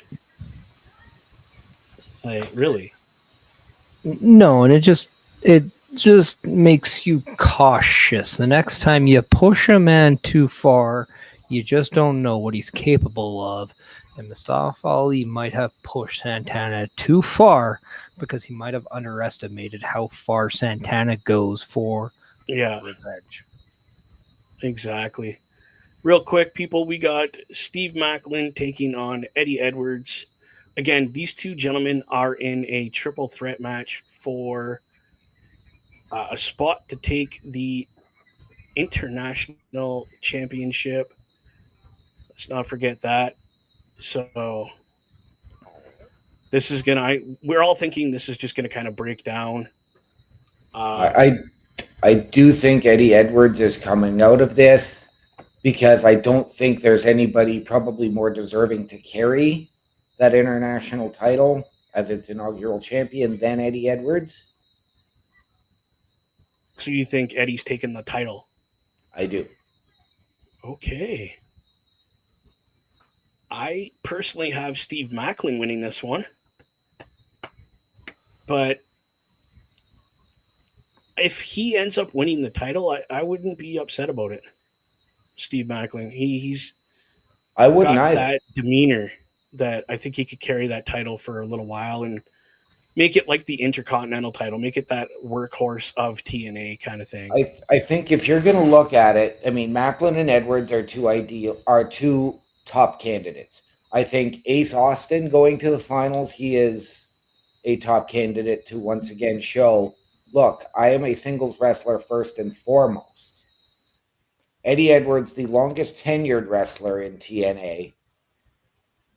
And I wouldn't be surprised. I mean, we already know that AJ Francis is in the final triple threat match. I wouldn't be surprised to see him actually win singles gold for the first time. Is Macklin more tenured than Kazarian?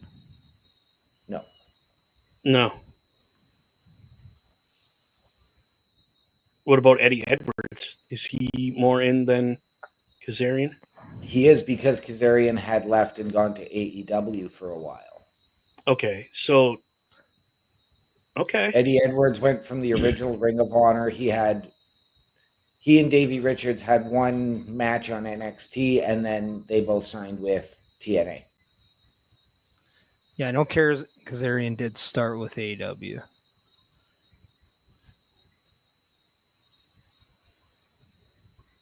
Kazarian was in the original TNA when it first started, Yep. was he not? Yep. Okay, I thought so. I was just, for some reason, I had to ask that question. I was like, because my timeline wasn't adding up. Yeah. That's okay. But I believe that Eddie Edwards has been officially with TNA for the last 10 years. Okay.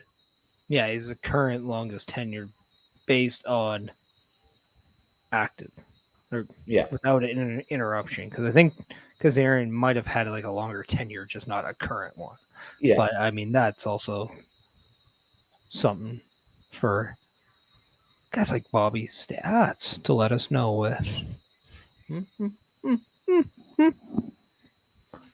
I'm waiting for happening. Bobby to pipe in on that one, or even best if he's watching to pipe in with that. Oh no! This is Bubba. You know, Commander Nate at his best. Yeah. I don't agree with that, but I mean, good manager, right? You want your guy to win, get a little involved, give him a minute to gather himself back up. Oh my goodness, Michael, just done. Oh, I thought he was going to lose for a minute.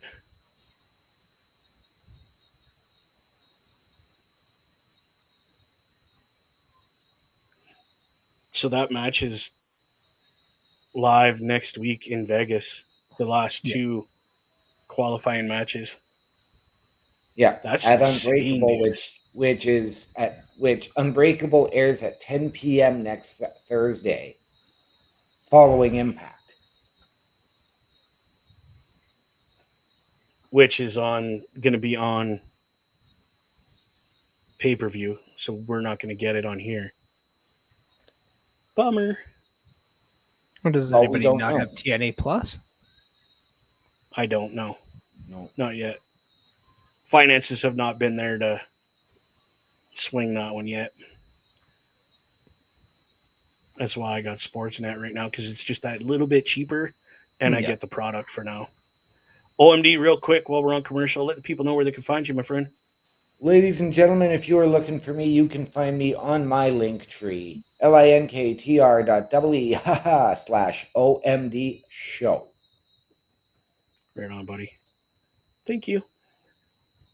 These people know where to find me. YouTube, Bubba OMD, and over on Twitchland, Boar's Nest with Bubba Duke. Again, people, thank you for watching and subscribing and enjoying this program. Without great people like you, this wouldn't be possible, to be honest. And Mr. Parrish, I want to give a quick shout out to all your people on your social medias that are hanging out, watching the show with us. Thanks, guys. Appreciate it. Give us thumbs up. Give us some love. We will give it back.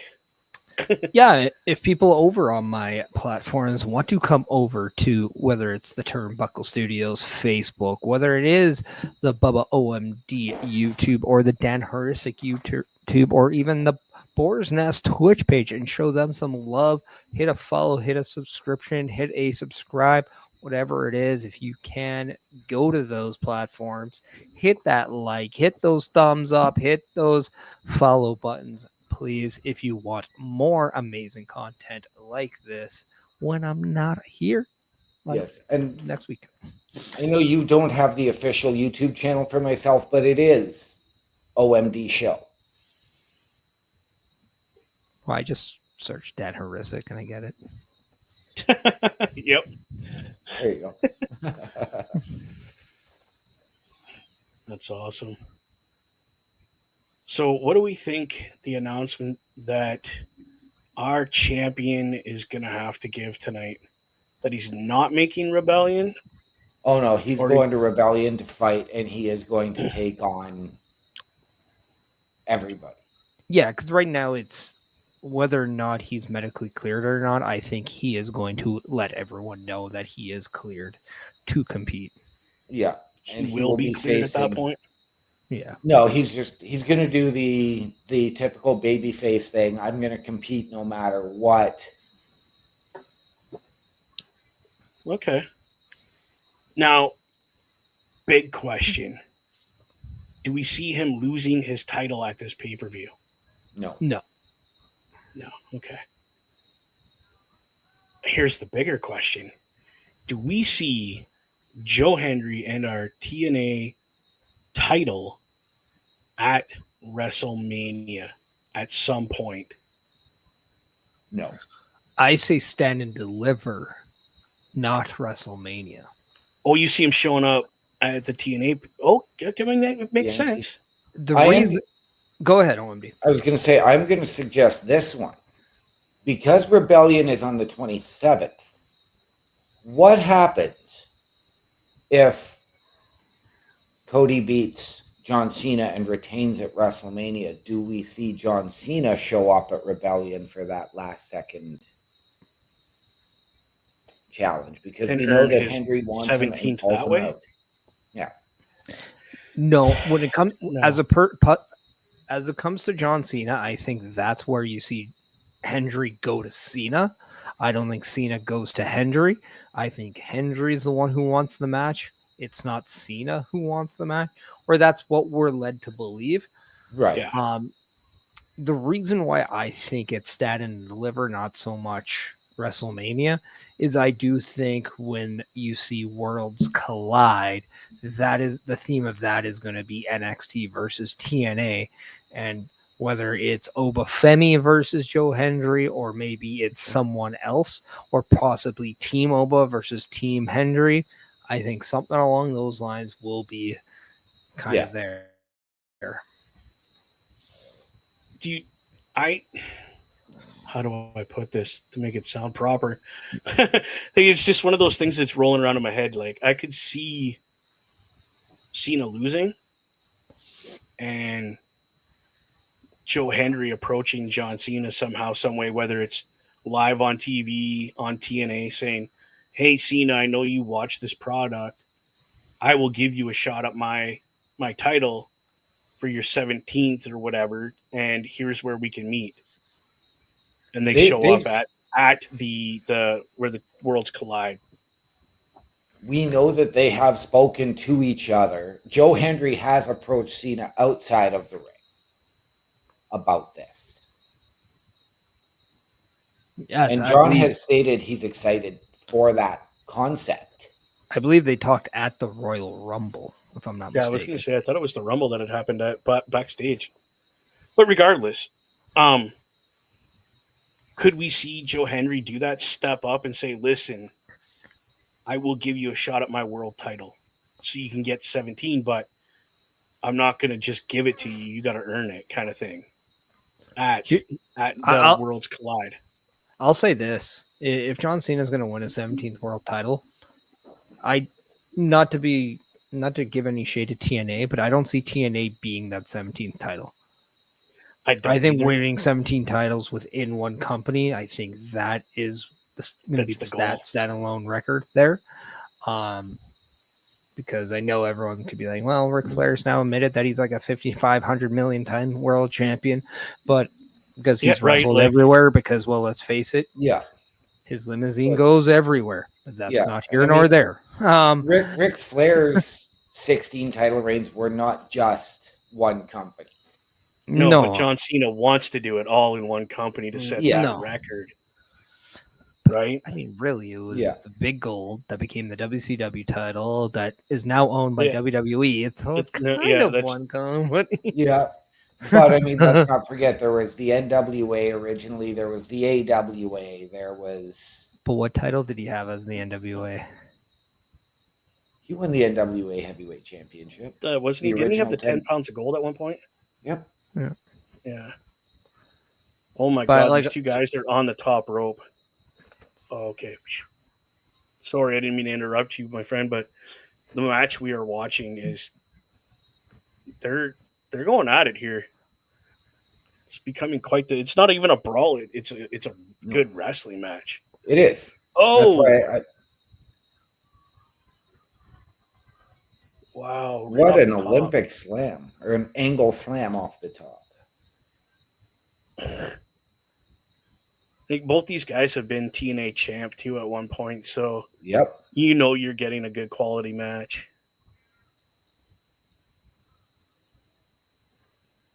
Oh my god! What a spear in the corner.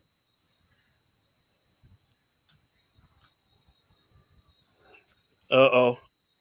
See, we knew this was going to happen. The system coming out, trying to protect their fearless leader.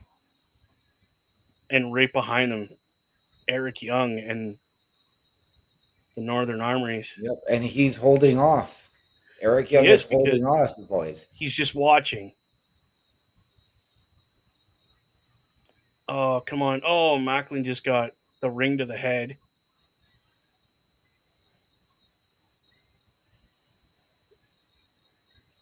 Oh, and Edwards won. I'm very sorry I came onto this show and called everything. You called everything again. Well, I guess like technically we didn't call the Ali thing, but I mean Ali was the one left standing. Felt more like a win.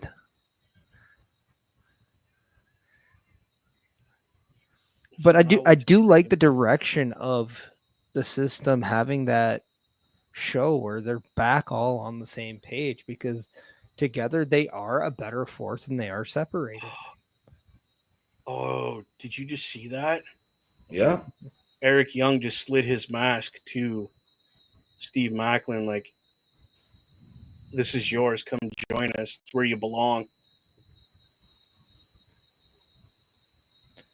Is he going to join? What did Eric Young do? He went For out what? there. They showed that, hey, we can be that help for you. But you Yeah. asked to do it on your own. We trusted And you. We allowed you to do it on your own, and you failed. You didn't get the job done because of the circumstance. We could have changed that circumstance had you allowed it. So here, Right. allow it.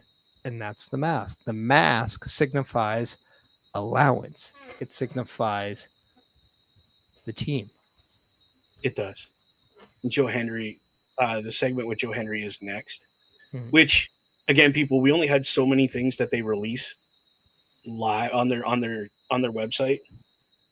And that's where I gather my information. Now, like a very good promotion, they don't give you everything. So what I show you while the matches are going on is what information I have.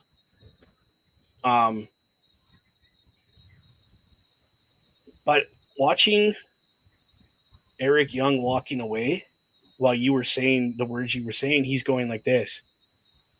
Like, we did what you said. We heard you. Yep. Now it's your choice.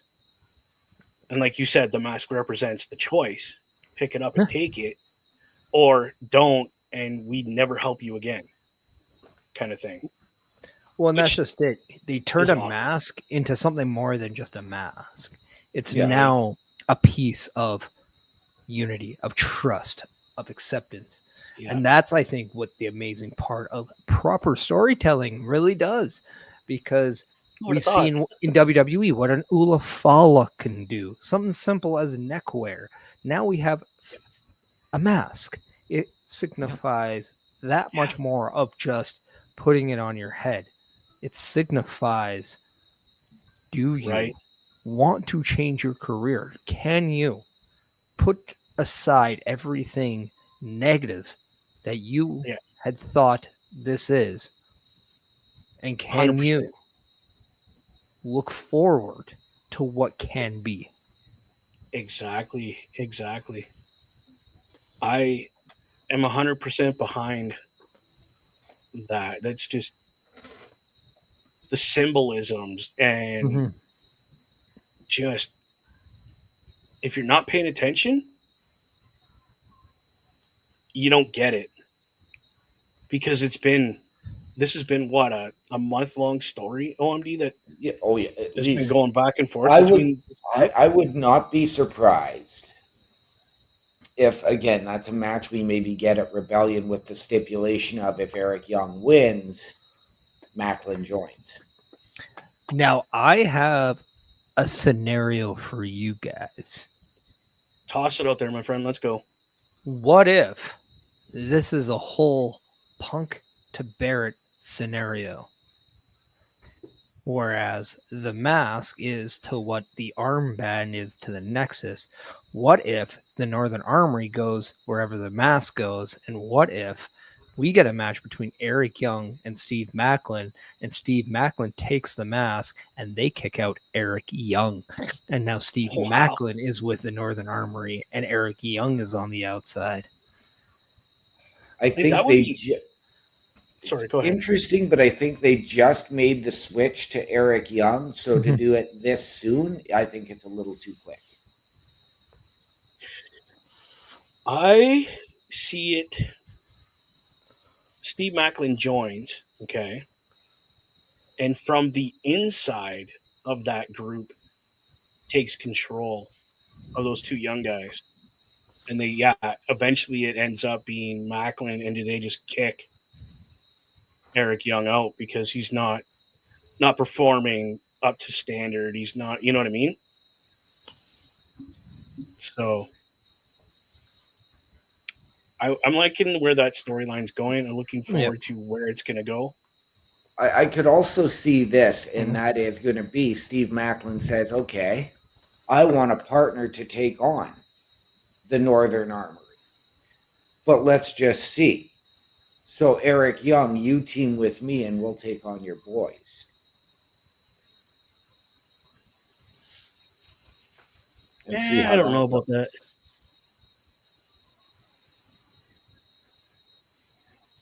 That's This right, is people. where Go ahead. I was going to say, this is where if you can get the right person coming down from NXT, like what Yeah. what if we see Dark State be the group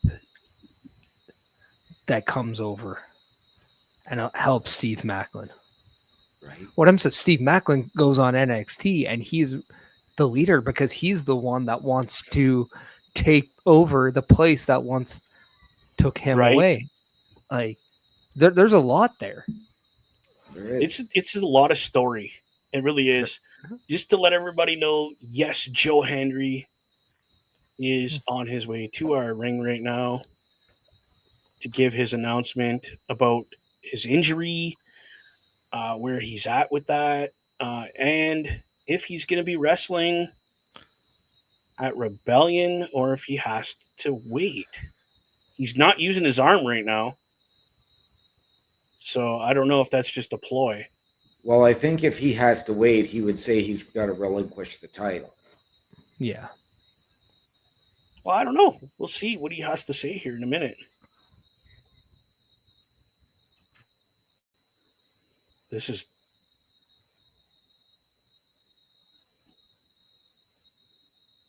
I will say, what if for one night Elijah is Joe Hendry's replacement in the triple threat match, and he for one night defends the title for Hendry, who couldn't go? Would you guys be opposed to that? no, do it.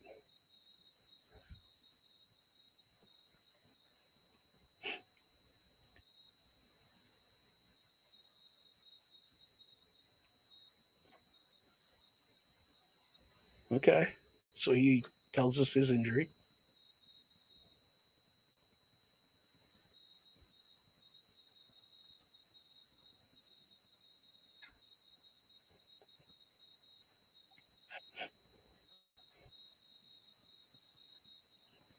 Okay.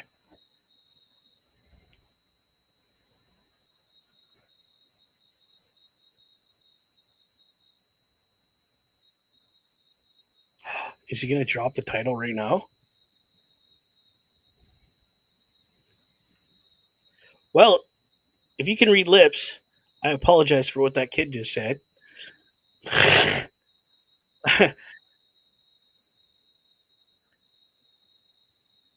Crowd's chanting, "We believe."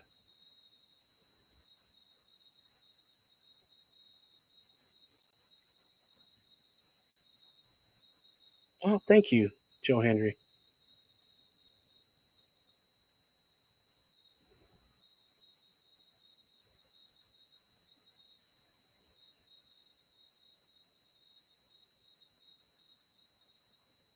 Oh, he's been advised not to compete. How does that make you feel, Parrish? You still sticking with your he's going to pull it out? Yeah.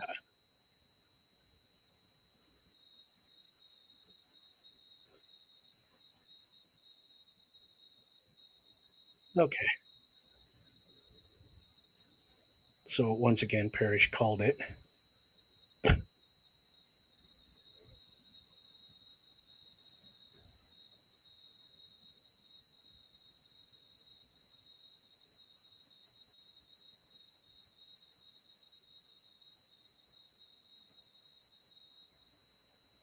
Wow, the Scottish really came out.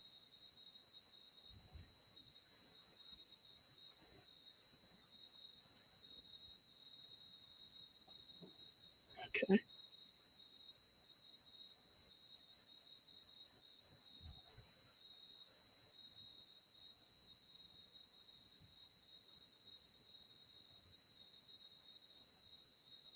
Wow. This crowd loves Joe Henry. Okay. I think Frankie's coming out now. Yep.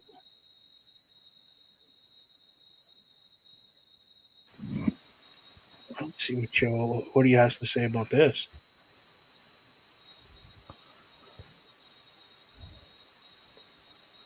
Are we getting serious? Oh, we're getting serious. The glasses are coming off.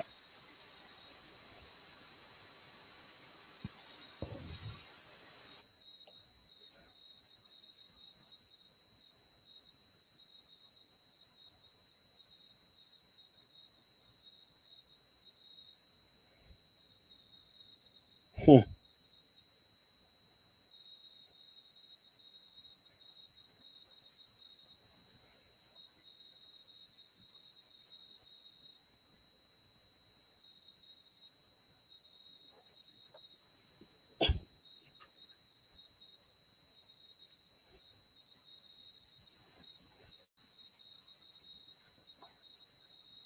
Oof. Big words. Big, big words.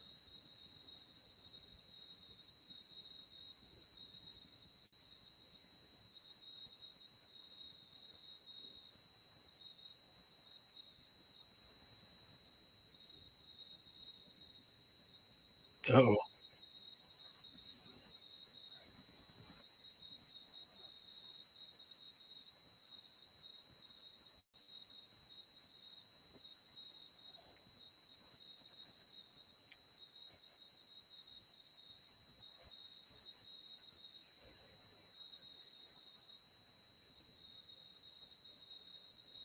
Where's Ethan Page? Because you know he ain't going to stand for this.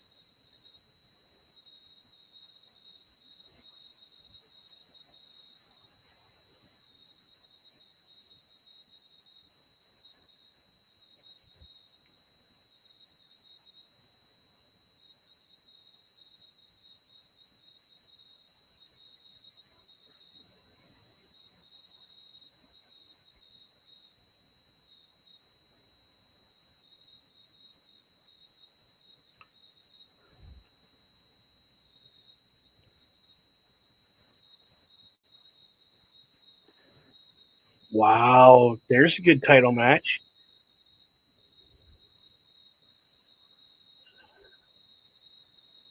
That's a huge matchup.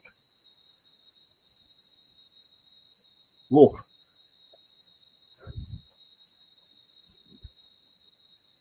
Wow, dude. Okay, so Parrish, you're not allowed coming on the show and just calling things anymore because you've called the entire show from start to finish. No, I'm just kidding. You know what, though, dude? That's really funny. I get a kick out of that. All right, so that's over. Holy crap.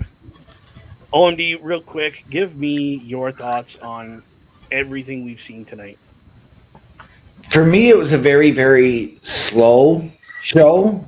The only match, the Eddie Edwards Steve Macklin match, was the one that really stood out to me, along with Leon Slater and Ryan Nemeth. Okay. I think Ryan actually really delivered in that match, upped his game, upped his level. This final segment really wasn't a surprise. I think we all knew that Joe Hendry was going to say he was competing. I'm surprised by that huge tag match for next week, for next Right. Thursday. But for me, this was a bit of a lull show in the last few months, and I mean it's only the second one we've had since we started doing this. Very true. Mr. Parrish, please, my friend, let me know what your thoughts of tonight was. I thought the show gradually got bigger and bigger. I mean, I'm not going to say that it started off with a bang because it didn't, but it did start off well. Now, again, this was a show to help move the needle to the right spot. Now, Yes. did it get to the destination? No, not yet. That's the ability of the road. And I think it's just simple. Like now, you joke that I'm not allowed on because I called it. Now, predictable isn't good. It's not bad. But at the same time, what we saw was a champion saying, hey, look, I'm going to defy medical and do my job anyway. Now, it did come off a little over dramatic. I'm not going to lie. Yeah. But what I did like was the fact that Joe Hendry said, hey, Kazarian, if you want to call your shot on an injured champion, well, I got one up on you because this is what you don't know. And I like that because it gives Joe Hendry that mental advantage Oh, yeah. over Kazarian. Now, where I think, be very expected on this, I think a guy who has a call your shot trophy in the ring with a champion that is injured a week before a big match might be the opportune time for Kazarian to call his shot. It might be, right? Like, Well, but go ahead. I think last week when this title match was announced, Kazarian said he was calling his shot for Rebellion. But if he changed his mind and took the title, he's still in the match because Ethan Page would then just be challenging the champion. And if Kazarian. Joe Hendry wanted, he would get his rematch. And now the There's the table triple has threat. turned. You're still able to do the match. It's just your table has turned. Which isn't a bad thing. Go ahead. In all honesty, I think what we are going to see is if Kazarian hasn't cashed in next week, that Joe Hendry will retain, and then Kazarian will call his shot. Okay. I mean, there's so many scenarios in this one match that no matter how you turn it or how you spin it or which way you're up, down, sideways, you know what I mean? Like, it don't matter. It's going to be gold.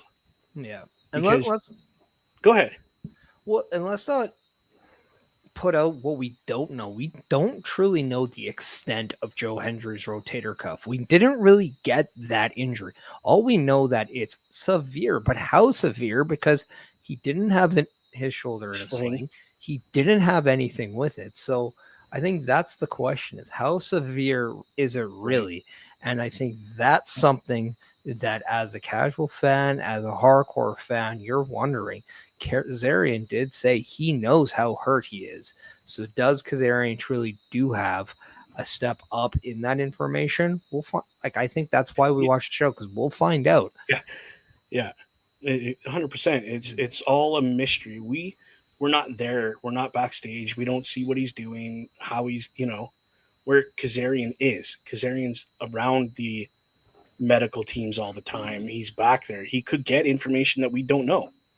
Mm-hmm. Like I said, it's gold. Doesn't matter how you spin this match, whether Kazarian cashes in or waits or whatever. It's going to be money. Hmm. I thought tonight, like you said, Parrish was kind of a slow burn. It was just slowly building, and like you said, getting the needle where it needs to be. We're not full throttle yet because we're not at the pay per view. Pay per views when we're full bore. Let's go. Let's get this going. But we're right there. We're just about there. Yeah, no, the one thing we do know about TNA is that they do pre-tape a lot of their episodes. Yes. So that is why there's still that episode next week before Yes. Unbreakable. And what we do most likely know that more matches will be announced for Unbreakable next week or even through social media. So, Which but they do. I thought tonight's show did a good job of giving you a couple high-profile selling points, and one is your TNA Women's and Knockout Champions are teaming together in most likely the main event, and then we also have a huge match with Mans Warner against Sami Callihan, and that is going to be an absolute bloodbath. So, in two completely different fields, we have our most likely main and semi-main event already. Now it's just time to fill out the rest of the card, which you easily could with that maybe third triple threat match. They have two of them. Yeah. The two of them are being done at Unbreakable. Yeah, so because Rebellion, that's the final. Whoever wins at Rebellion wins the new title. And we have no idea what this new title looks like, neither, Mr. Parrish. They have told nobody anything, and you cannot find it on TNAWrestling.com. I scoured that page. I can't find it. But the digital championship gone off the page. It doesn't exist anymore, which I think they've been kind of wanting to get rid of it. So I'm kind of wondering if the story of PCO going and smashing this title and it being taken away and all that, I wonder if that is just a story at this point. And PCO just needed some time off to heal a couple of wounds, maybe. Like, I'm starting to really, really rethink that whole scenario right now. Now, could it be completely true? What happened? Yeah, he smashed the title and he could be gone. I mean, it could not be a work. It could just be this is what happened and he's gone. Again, we don't know because I don't have a way to talk to PCO. If I could have him on the damn show, hey, bro, what happened? Why did you do it? I would have him here. But I got no way to get a hold of the man to find out if this is all real or if it's just a work. But myself, yes, I've been rethinking all of this storyline. But regardless, we have a new title coming. The thing is that TNA over the last number of years has had a revolving door of secondary titles. Yeah. It started off with the Legends title, which then became it started off, I believe, with the TV title, which then became the Legends title. Okay. Which then became the Impact Grand Championship, which was contested like NXT contests the Heritage Cup. Okay, so it was like every once in a while. And then it became the Digital Media Championship. And now it's becoming this international title. But my question is... Okay, go ahead. With the X Division title, do we still have option C on the table? Which option C? Cash in the X Division title for a world title shot. Oh, I don't know if they still have that in the new TNA. I don't know. Again, we will have to do some research and find out and let people know next week. So we'll look that up. I will be honest, I'm thrilled with the fact that Kazarian, because I do love the guy, I'm a huge fan, is getting this title opportunity. And if he wins it, again, much like an Alex Shelley, you know, has been around with that company for almost forever and deserves it. How do you feel, Perry? Who do you think we should put that new international championship on? Like, if you could pick one TNA star that's fighting for it right now, who would you put it on?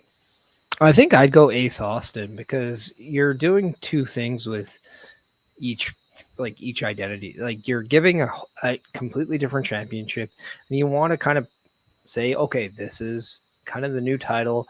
Could be the direction we go. And who could do it? Somebody that also is fighting for his own new identity. Somebody who is fighting to be his own man. He's no longer in a tag team with Chris Bay. So who is Ace Austin not in that tag team? So I think this is a match made in heaven. If you put the two together and you allow Ace Austin to define what the international champion is. And I think that is a great way to not only secure something completely fresh, but also exciting, because now you have another reason to connect yourselves with Ace Austin. That's not maybe the Rascals, maybe not somebody else, like anything else like that, but it's something to completely identify Ace Austin as its own man while giving the international title a fresh slate. Yeah, I'm gonna agree with that, because Ace Austin, as everybody knows, is very international. He's part of a certain club and other things, and he's been in Japan, and he's been here, and he's been there, and he, like you said, I'm gonna agree with you. Who is he without his tag team partner? We don't know, because he hasn't been alone since then in a match. Really, he's always had the Rascals right there. Yeah, and how beautiful of a moment would it be is after he won and secured that championship, Chris Bay is the one who wraps the title around his waist. Oh my god, dude! I'm gonna be 100%. I'd be balling. Yeah, get me. That's why I have this right here, Kleenex, dude, because I'm constantly like, just wrestling lately has been very emotional for me. I've been crying, I've been laughing, I've been mad, I've been every emotion, which is fine, because if you're not feeling something when you're watching wrestling, you shouldn't be watching it, because why? What's the point? You're obviously not understanding what's going on. Before I wrap up the show, gentlemen, I just want to say thank you, Parrish, for coming out. Appreciate you being here. I'm going to say it live on air. You have a permanent invite to be here on this show at any time. Mr. OMD, my brother, thank you for showing up again. Appreciate you coming out. Everybody, I just want to be really open here. Mental health is a serious, serious issue, not just for men, but for women, for everybody. There's a number down here. It's 988. If you're in Canada or the States and you are having some kind of moment, issue, anything, give that number a call. If you are anywhere else in the world, like some of our people that watch, there's a website down there. Pull that website up and they will be able to help you there as well. Please, your mental health is a big thing. You are not alone. I'm not going to speak for these guys, but me, myself, I'm there for you. You know how to get a hold of me. Everybody, thank you for watching again this show. And everybody over in Parish Land, appreciate you showing up and coming out and watching the show. My name is Bubba Duke. Peace out. We love you so much. Thanks for coming out.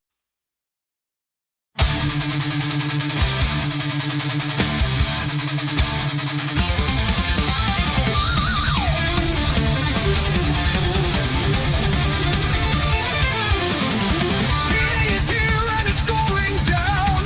Racing silence with a thunderous sound.